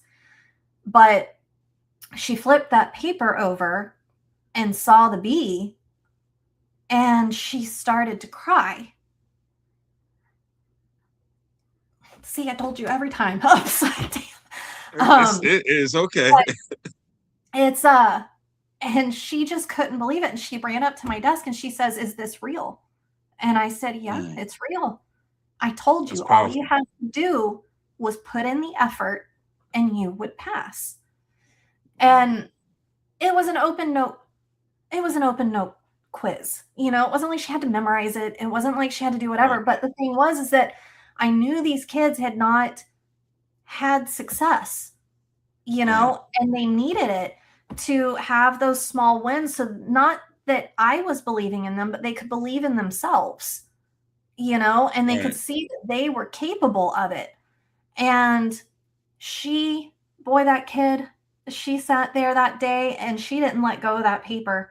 She came and gave me the biggest hug. And this was the child that the first couple of days she refused to talk to me. She wouldn't even look at me, more or less Right. talk to me. And then that girl came and gave me a big old hug. She's 15.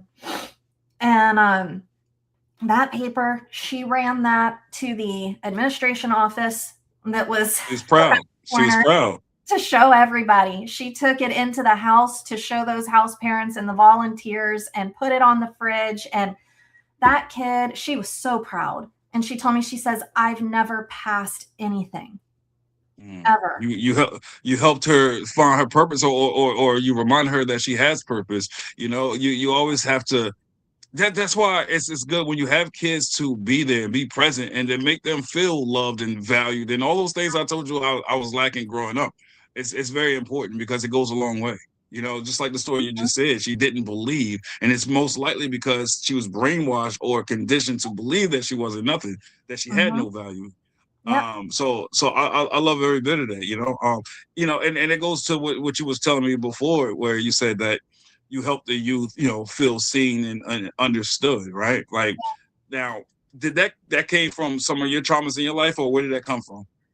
I think that, I think probably, I'd have to say probably my grandmother, because I mean, there was a lot, like I said, my parents were in not a good relationship. I mean, you know, that was that was really bad, with them. I, would see my dad every other weekend, but that was still, he had a lot going on, a lot of his own issues. My mom, was a really good mom, but she struggled being just me and her. And so there was a lot in that aspect that would go to the trauma in my childhood there. But my grandma was she was really about kids. She really loved kids, and she had kind of I lived right next door to her, so that was one thing that was nice. And she always just kind of, I don't know, I guess, like, I don't know how to explain what she did. She just kind of always explained things in a different way than what anybody Right. else in my life did.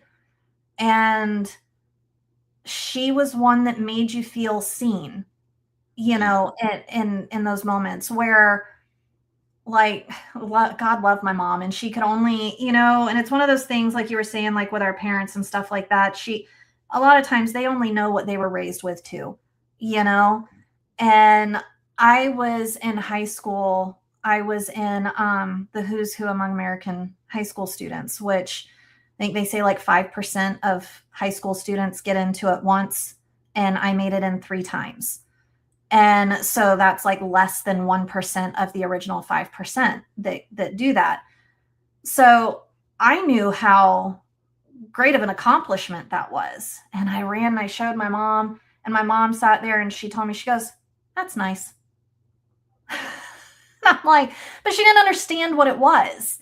Right. She was always supportive and loving, but she didn't know what it was.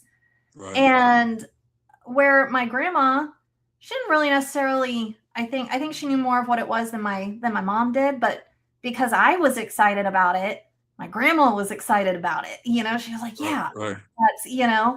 And it didn't matter what it was, how small of a thing it was, how whatever.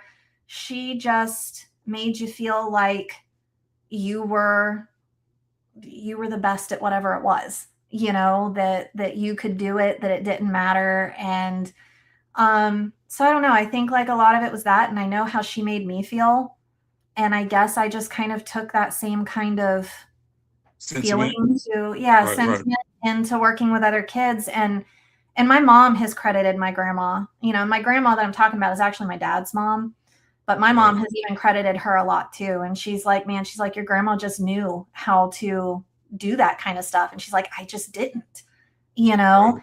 And she's told me, my mom's told me before, she goes, I'm so proud of you, because she's like, you've taken all of that. And she's like, and you've taken that into your kids and, to these other kids. And she's like, and it kind of, it's like, it makes me happy, but it kind of breaks my heart all at the same time when my mom has told me, she's like, you're so much better of a mom than I was.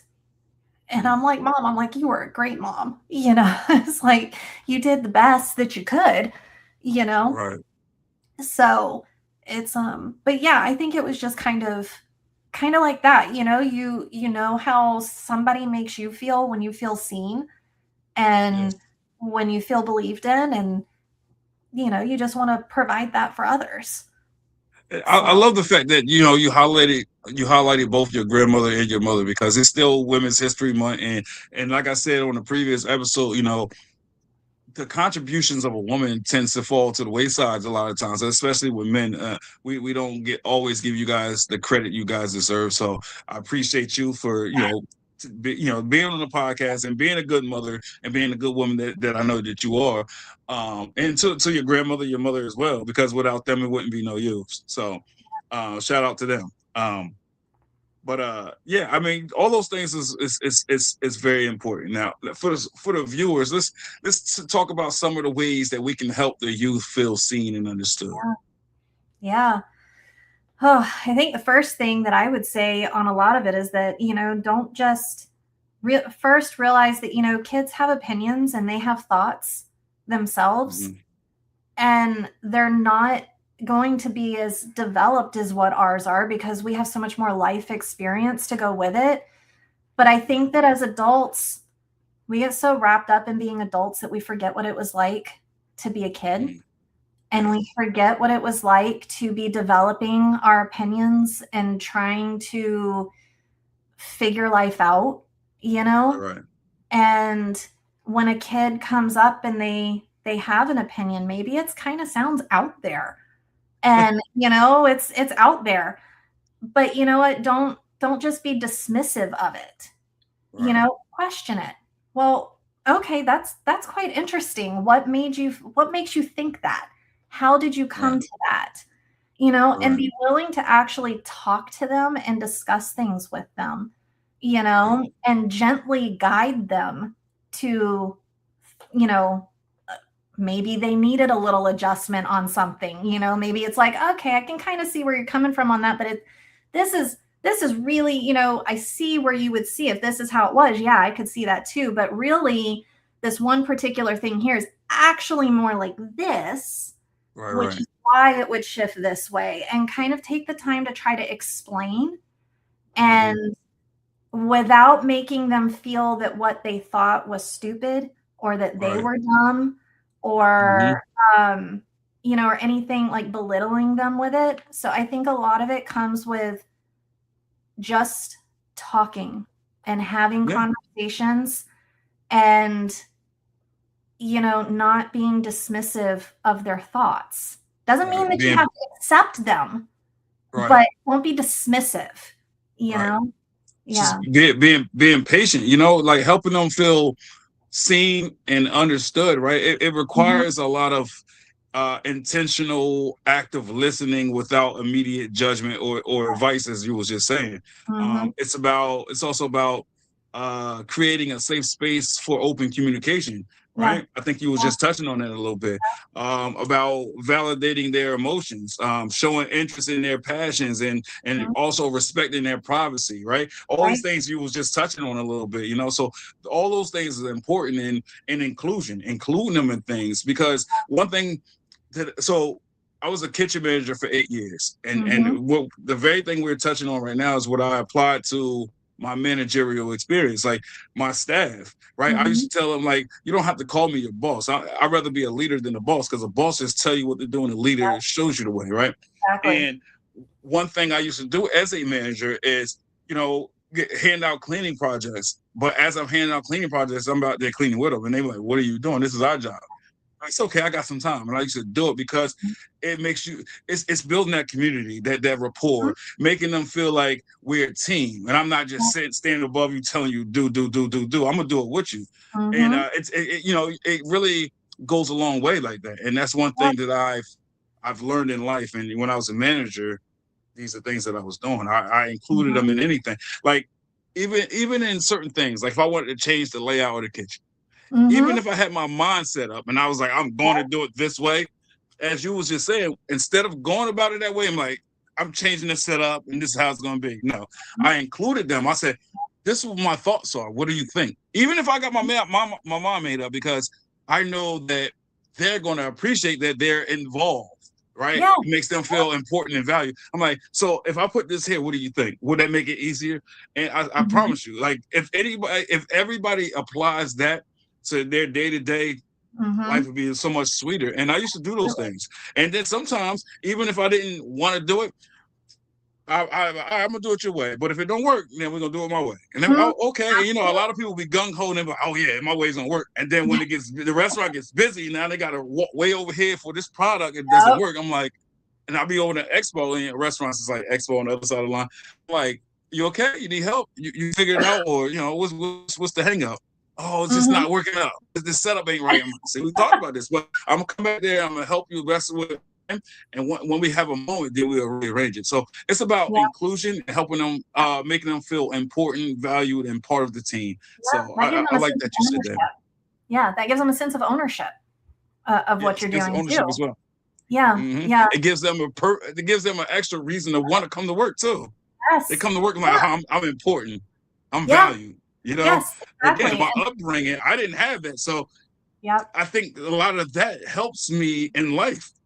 I Mm-hmm. know what I was expecting and what I like. And before I was a manager, I was a line cook. I was just an hourly cook. And so I know certain Mm-hmm. managers that I liked, or things that they did that I liked. I said, okay, now Mm-hmm. it's my turn to be a manager. Let me apply the things that I like from the other Mm-hmm. side. Mm-hmm. And a lot of people looked at me and was like, yo, you different. I'm like, I try to be, you know? Different is fun. Normal's boring. And Right, like, yeah, I mean, because like I would do, my daughter, she likes to like come up with like inventions in her brain. She's very kind of like engineering, my youngest one.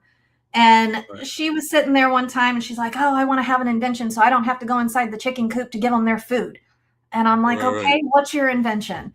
So she sat there and she was like, well, I want to make this tube and I want to have this and it can go down and then it slides into their bowl and we can put their bowl underneath it. And I'm like, cool. I mean, she was like 7 at the time. So that was like Right, right. a wow invention for her at that point, right?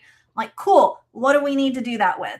So we took her to the store, let her get some stuff to do it with, made it. She thought that was just like, pristine.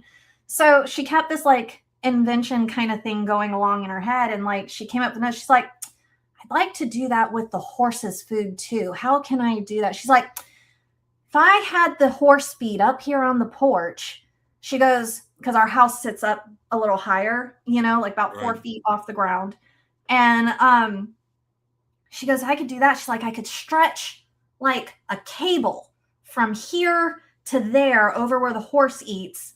And I could put stuff in like a bucket and make it go down that way. And then it'd tip when it got over there. And I'm like, first off, I'm thinking, I am not building this. We are not doing this because that's going to be ghastly, out there.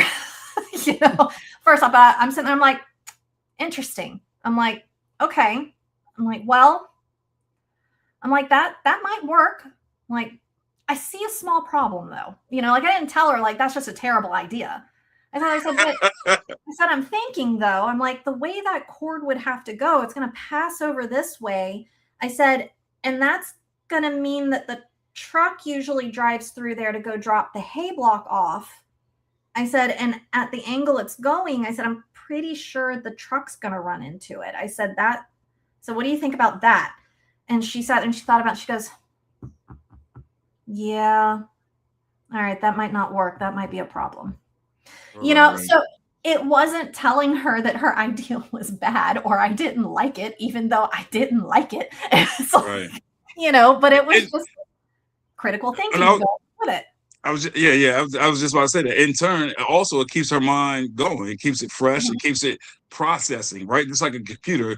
A lot of people talk about AI and stuff. Well, a computer can't function, AI can't function without a processor, and a Mm-hmm. processor just means continuous work. And Right. that's another thing people are afraid to do is putting in that work. So, Yep. hey, that's very important. Keep the mind moving and motivated and going, because without that, without that engine block, you don't have anything. That's You right. just like That's right. breakfast is important in the morning. So a Right. lot of people say that, oh, I don't eat breakfast in the morning. Well, I tell people like this. I guarantee you one thing. It could be a fruit. Eat that fruit and tell me how your day-to-day go. Yep. It's actually better. And I didn't know this when I was growing up. Like, I heard of it, but my father used to be like, okay, spend a day no breakfast. I'm like, cool, did it. And then Mm-hmm. school, how did you feel? Huh, a little bogged down. I wasn't thinking like as sharply as I normally would. Okay, so we're gonna eat breakfast tomorrow and see if anything changes. So we did that exercise a few times, throughout the Mm-hmm. course of the week, and I've come to learn that yes, eating in the morning, it does it ignites you. It gives you that extra Yeah. fuel, and Little it, bump. it, Like, it allows your brain to wake up yeah. faster. So it's Mm-hmm. very important. So a lot of people don't know that. I'm like, just eat something. Yep. Eat a graham Yep. cracker or something. But you know what your dad lets you deal with, though, and I think this is a thing that we have stopped letting kids do a lot too, is deal with natural consequences. Mm-hmm. Said, Yeah. okay, don't eat. Yeah. Have your days at school. Let's see how that works. And you tell me how well that worked for you. Especially for like exams and stuff. It really makes a difference. It does. Mm-hmm. Just everything. Just the whole human functionality Mm-hmm. changes. So Yep. it's important. So I don't always eat first thing in the morning, but I Mm-hmm. try to. It could be Yep. something small. I don't. It doesn't matter. But I just knows the neurons in my brain just functions at a higher Mm-hmm. level when with food Yep. in my system. I Yep. just wanted to touch back on that concept you were saying earlier when you the judging the abilities of a goldfish by How well it can how climb a well it climbs a tree. tree. Mm-hmm. So that concept is just it just highlights that judging individuals by irrelevant standards Mm-hmm. leads to unfair assessments of their intelligence or their work. Mm-hmm. Um, you know, and a lot of people do that. They we're we're too judgy a lot of times, Yeah. and it's a strength in every weakness. I like analogies. I like to speak poetically sometimes, but like it's a strength in every weakness. And Yep. instead of recognizing that, a lot of people are just so quick to point the finger. Right? It's so Mm-hmm. easy to delegate than to put in the work. It's so easy to point the blame or point the finger as opposed to having empathy and understanding. So I encourage people to dig a little bit deeper and just be the better version of themselves. 100%. That's just me. Earlier you mentioned Christ. You believe in Christ. You're a Christian. Mm-hmm. What led you to Christ? Oh boy, my family was kind of always that way. I think that's been a generational bit that kind of I was brought up like that. So I've always believed in Christ. I went to a private school that was a Baptist private school. So it was Okay. always there, but I went through a long time that um, I don't think I ever didn't believe in God, but I Right. very much for a while questioned the I want to call the perfection or divinity of him. Right. And so I went, and that was kind of more in my kind of earlier teen years, I think. And I don't know if that was the angsty teen trying to come out in me, and that was my rebellious streak um, Right. that came through. But I had a very, very difficult time at that point um, with the idea that God was perfect and God was this all-knowing, had everyone's the best interest in hand. Because if that was the case, I think right around that time, if I remember correctly, I think right around the time that I really started questioning a lot of that, I think the case of Jean-Benet Ramsey came up. Okay. And I remember telling my mom at one point, and I'm like, if that's the case, if he's supposed to be our father, then how could he let something like that happen? if he had all the powers in the universe and he loved us so much, like he was, like we were his children, I can tell you right now that if I had all the powers of the universe, I would never let something like that happen to my kid, Right. to my child. So in my brain, I just could never, like, I couldn't wrap my head around that kind of stuff. And I think that's during that time that you're, as a youth, as a child, that you're trying to kind of like make sense of the world. And I think at that point, it was the time where it was hard to get the idea that the world didn't just operate in black and white, that there's gray, you Right, know. right. I like to say that, the world and life is not linear, but Mm-hmm. that's the thing. The younger we are, it's the more wise.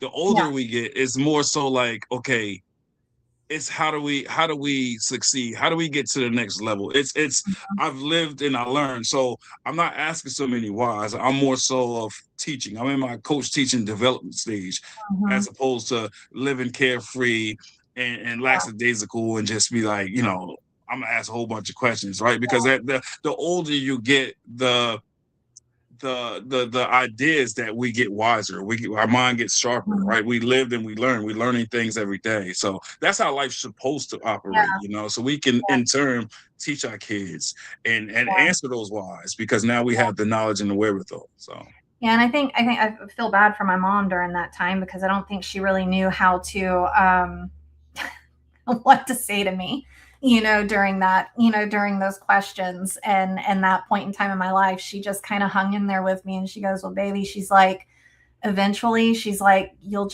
understand. It's like there's just, God is God, and he understands things deeper and more of a way than what we can. We look at things based in, a much lower level than what he does. right. And over time, I think she knew, like in her heart, obviously she understood a lot more. I just don't think she knew how to quite put it into words for Right. me because I was going to be difficult like that. But but But yes, but nothing in life is easy. Another yeah, thing I like to tell people is this: life is hard, right? Because if life was easy, we all be doing something different, right? yeah, Well, nobody absolutely. really likes simplicity. Like kids, they play Right. video games. If they find it too easy, too Mm-hmm. simple, they're not. It's not going to hold their attention. They don't want Right. nothing to do with it. They Now, a have lot of people a say they hate difficult things, but really they don't, because we are trained and conditioned to like that adversity. We like that give and take. We like that. Um, I win, I lose. We like that little cat and mouse game Mhm. in life. It's something about it that just keeps us going, because nobody really want to feel defeated. So we Yeah, might put it down and say, I'm done with it. But our yeah, mind is like, no, no, no, no, no. And so we come right back to it, right? yeah, So it's okay to be difficult sometimes.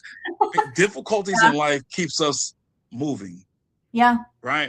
No absolutely. matter how you cut that pie, that's how it is. You have Mm. rebellious kids that keeps you grounded, because it keeps you on your Oh, yeah. toes. Now, Oh, because yeah. no parent, no good parent want to see their kid fail. So it No, keeps you grounded in the sense that, like, wow, this is real hard, but I don't want to see them fail, or I want them to live a better life than me. So it yeah, motivates you to keep applying yourself. And then your yeah, kids grow up and they see that, just like I said earlier, like, my mom, even when the world counted her out, I counted my mom out a couple times. Like, she never gave up, right? So now I looked at it mhm, like, if she can do it, I can do it, right? uh-huh, So we are absolutely. representations for our kids. Everything's Yep, built on perception. So whatever you put out there in the universe is what you're gonna get back, and 100%. and that's Yep, that.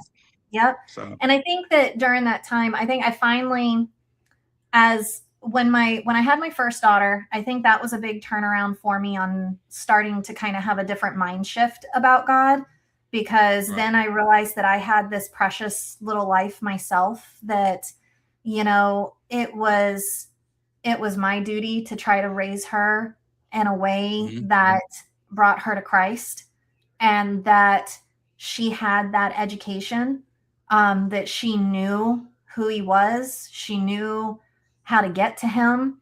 She knew, Hmm. all of these things, and had that foundation, because if if she, because I've always kind of felt, this is at least how I felt about it. Whether it's true or not, I don't know, but this is what was on my heart, at least, was that if she didn't accept God, accept Jesus as an adult, and something happened to her, and it was because I had never even so much as tried to introduce this or tried to teach it to her, then that's on my soul, that because God gave her to me and I dropped the ball. I didn't care about what the gift he gave to me. And I was, enough. But if I at least, I gave her the tools, I gave her the information, I gave her all of this stuff and tried to guide her and lead her in that direction, then what she did is I did my part. I did what I was supposed to do, and at that point in time too, I think is where I started realizing that I kind of started understanding a little bit more about the idea of how these bad things happen, because God gave us free will, and we'd all be a little pissed off if we didn't have free will and we were being moved around as just pawns, right? Like everybody be all ticked off then about that too, but then we have free will and then we're all mad because bad things happen. Well, you can't have it both ways. No. There's sin in the world. So it's either you don't have free will, so then no bad things can happen, or you have free will and have to accept the fact that bad things are going to happen sometimes. And it's part of life. So that's where I had to come to the idea that, with even my daughter on that, and that was kind of where I came to that, was that like, okay, I do everything that I can while she's a child to lead her to God, lead her to Christ, and teach her and everything. And then after that, it's free will. She has to make her decisions and make her choices, and whatever happens, and that's her. And I guess that's when I started realizing that, like, okay, well, I'm her parent, but I can't sit there and like just hog tie her and throw her in a closet and make sure that, she never makes a bad choice. Right.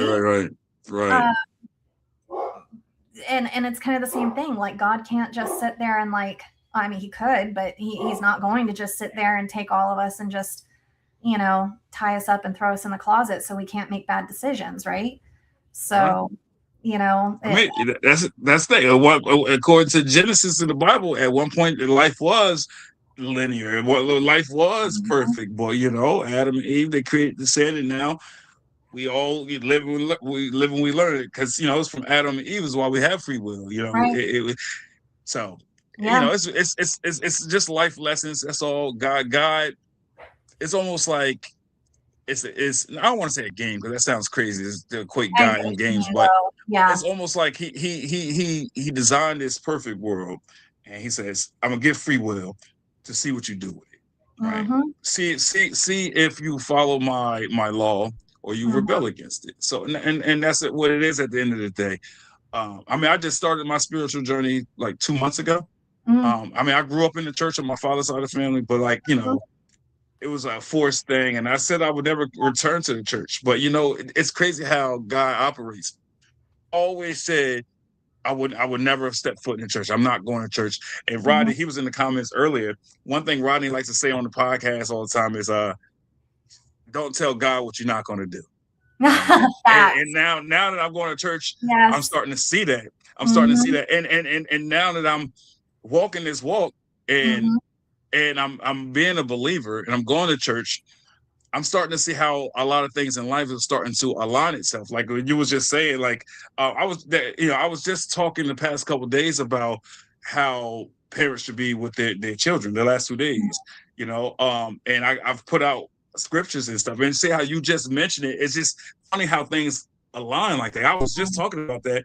Now, God's just reaffirming that thought process, that notion through you, because you just mentioned it. So it's clear, and it's a lot of things, messages that people try to convey to me, or I try to convey to others, that is coming full circle, and it's just in the forefront now. It's more Yeah. pronounced. Like I'm starting to see it a little bit more. So it's good. It's good. Uh, And like I said, ever since I started this journey, things have been in an upward trajectory for me. It's been positive, and everything's been turning around for me. I had a yeah. lot of negativity. I had dark times, and now that black cloud has drifted away. So Yeah. I'm like, I like that feeling. I like to look up and see the sun and the Mhm. clouds. I don't want that cloud no more. So I'm like, I'm Yeah. gonna stay away from those evil Yeah. entities, and I want all positivity. So I pump nothing but positivity. I like to pour into others. And Yeah. it'd be times where I might get upset with somebody. I turn back around, even if I don't really care for them, and I apologize, because Mhm. I can't be the pot calling the kettle black. I can't be a walking contradiction. If I'm gonna say I'm a positive person and I'm all about positivity, well, even if I go against that, I have to fix it. I have to correct it. So, and that's what I do now. So, and Yeah. with that, I've noticed I get a lot more respect. Right, it's Mhm. reciprocated, and I Yes. love that feeling Yes. that I've been getting. So it's good. Absolutely. Yeah. My mom used to tell me that, she's like, God will sit there and try to tell you, kind of direct you and give you little whispers and tell you, where to go, what he wants you to do. And, he'll start with kind of like whispering to you. Then he's going to like tap you on the shoulder because you didn't listen. And then he's kind of Yeah, going to sit there and kind of like go like, hey, listen, you yeah, didn't, kind of gets a little bit more, and then finally you don't listen. He's just going to drop that anvil on your head and be like, I said, do yep, this, yep. and the, and it's, and then she related that back because she took care of her uncle. He was a Vietnam vet, and he had a lot of PTSD and a lot of stuff like that that came from there. And she took care of him in his last years because he ended up with lung cancer. And Mm, boy, that man, after he came out of Vietnam, he was about as much against the idea of believing in God as you could be. And he saw too many things, he did too many things. It was a really, really bad time for him, and he was just an angry man, and I remember him being that way too. And through that time when he got lung cancer, he was struggling a lot, and that it was a really, he did not do, I mean, nobody does well with cancer, but I mean, he really wasn't doing great with it. And during that time, just before he passed away, he started saying that he's like, I had nobody in my life. He's like, but to take care of me, to help me. He's like, but he's like, Cheryl, he's like, you were here, and he's like, you were my angel. And he's like, I know that God put you with me. God sent you to me. mm-hmm, mm-hmm, And because of my mom being there for him and staying there with him, and she'd talk about God and she'd pray for him, and she'd, things like that. And him getting knocked down so hard with cancer, and then having my mom there with him to take care of him, and like he couldn't push her away. He couldn't like, get rid of her per se, I guess. right. Um he came around to believing in God again. And before he died, he had her pray with him to be saved and ask God for forgiveness and all of these things, just not long before he died. And my mom kind of told me, she's like, that's kind of some of what I've meant. She's like, God had tried to talk to him for a long, long time. She's like, and he's stubborn. you know, Mm-hmm. you know. She's like, but that anvil for him was his cancer, because without that happening, he, more than likely, the way that he was going, he never would have came back around to God. Right. You I know, mean, with it's sometimes it seems morbid, and sometimes it might sound crazy to look at things like that, but that's exactly what it is. Like sometimes when people pass, it's going to be hurtful to us, but what happens 9 times out of 10 is it brings the family closer. Well, it might mm-hmm, be family that was estranged, like that mm-hmm, drifted apart, but something like a family illness or death in the family might bring two people together that should have been mm-hmm, together a long time ago. So that's the yeah, one positive that you can take from that. That's why I said earlier, in every lesson, there's a lesson yeah, in life. You know, Yep. so it's the little subtleties in life that tends to go unnoticed, right? But Mm-hmm. when things happen, then we start to realize stuff Mm-hmm. start to click for us. We're like, oh, okay, now I Yeah. see it, right? So just imagine if we take that time each day for self reflection, right? Mm-hmm. Or like decompression time, and just think about things and absorb things, and then just meditate on things, and yeah, you'll start seeing things in a different light, right? Through a different lens. So that's Yeah. Yeah, I used to have I actually I talked about this on one of my podcast episodes a few weeks back, and we were talking about mindset and how you have to kind of like train yourself to have, you know, positive mindsets, because we drift as humans, we so easily drift into the negative and find the negative, you know, and right, things more than the positive. um and I was talking about how, about, you know, even like 15 years ago, I would still kind of have this really negative mindset. Like I would find things, like it would be like I'd be upset over things so easily, so fast, you know, and I'd find something bad in like everything. You know, mm, um not that I wasn't there trying to help people, but just like I would always be like, oh my gosh, you know, this happened or that happened or, you know, whatever. And Facebook was starting to be more prevalent, I think, around that time. People were using it a lot more. And I was going through it, and I just kept seeing people like they keep putting up there like FM, what was it, FLM or FML or whatever it was, you know, F my life, F my yeah, life. And then you would sit there and you'd see it was like my tire got flat, or my tire was flat yeah. when I, It's like you that's what you're know, mad about. I'm sitting there, I'm like, okay, like I could sit there and see like, oh man, you know, of course today started this way, you know, or whatever. But to sit there and say F my life, like, Yeah, I mean, I feel like that's such strong verbiage right, right, for that, you know? And you would right, see them. It was like, oh, my son spilled his cereal this morning. F my life. He, you right. know, or this, that, that. And I'm sitting there, I'm like, you know, so then I sat there and I was kind of like, okay, it started making me kind of reflect a little bit. And then we had a really close family friend of ours. Her daughter got diagnosed with type 1 diabetes. And when she was, it was like, oh my gosh, I'm like, you know, that's one of those diseases that it's not like type 2. Type 1 is different, you know, and like this mom had to literally quit working because she was having to get up like every hour, every couple of hours to go test her daughter's blood sugar in the middle of the night to make sure that it wasn't dropping too low and she was just going to wake up to her daughter dead in the morning, you Right. know?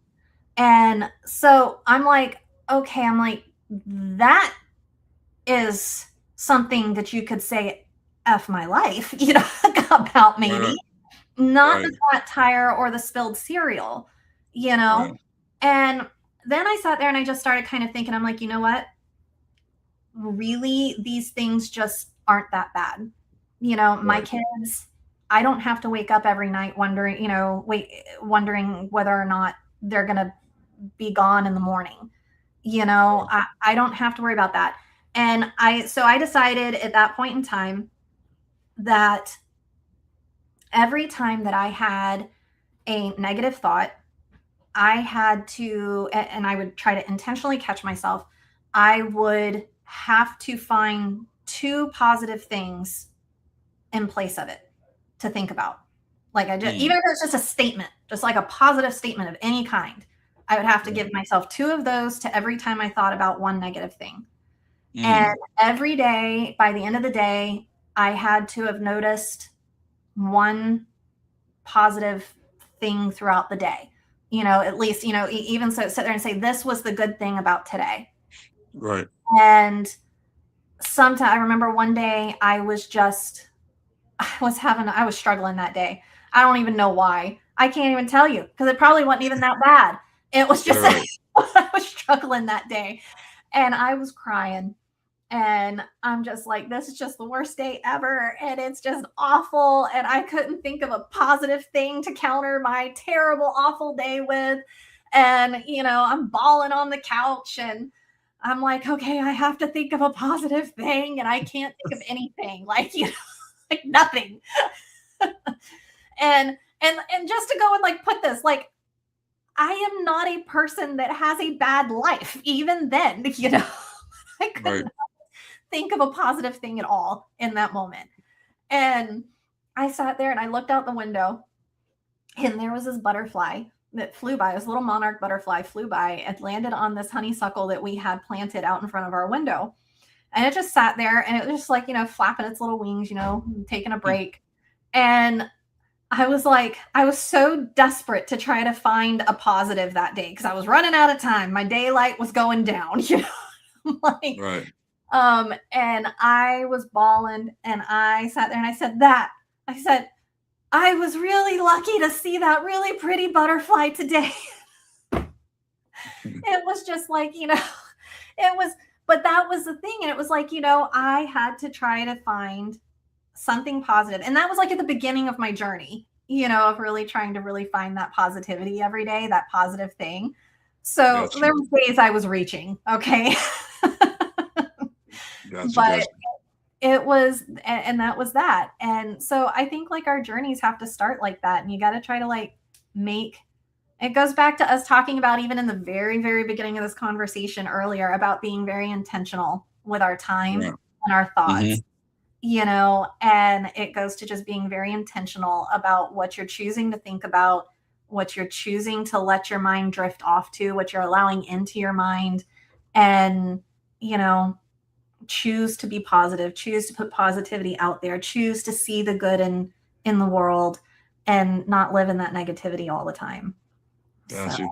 So any final words you want to leave for the viewers, as far that for people that may be going through a tough time or struggling, any message or advice you want to give?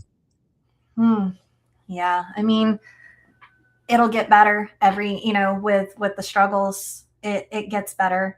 But I think the biggest thing is, I think when you're struggling, and I think when things are hard, be that beauty that you want to see out there.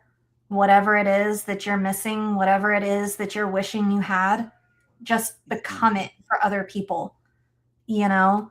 And I think that you really just start seeing your life change when you start becoming that for other people, and not try to focus so much on trying to just get for yourself.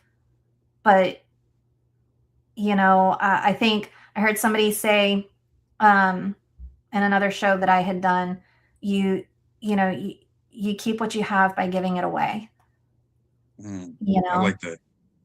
and so instead of trying just to figure out how to get more, just start giving it to others, whether it's your Paying it time forward. or positivity. Pay it forward, and it'll Mm, it'll all come back.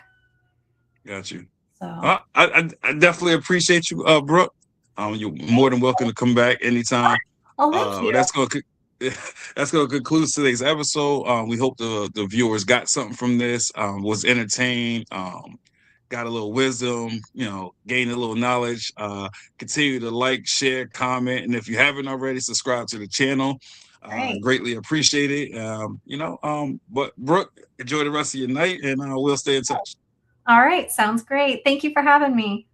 No problem. Good night.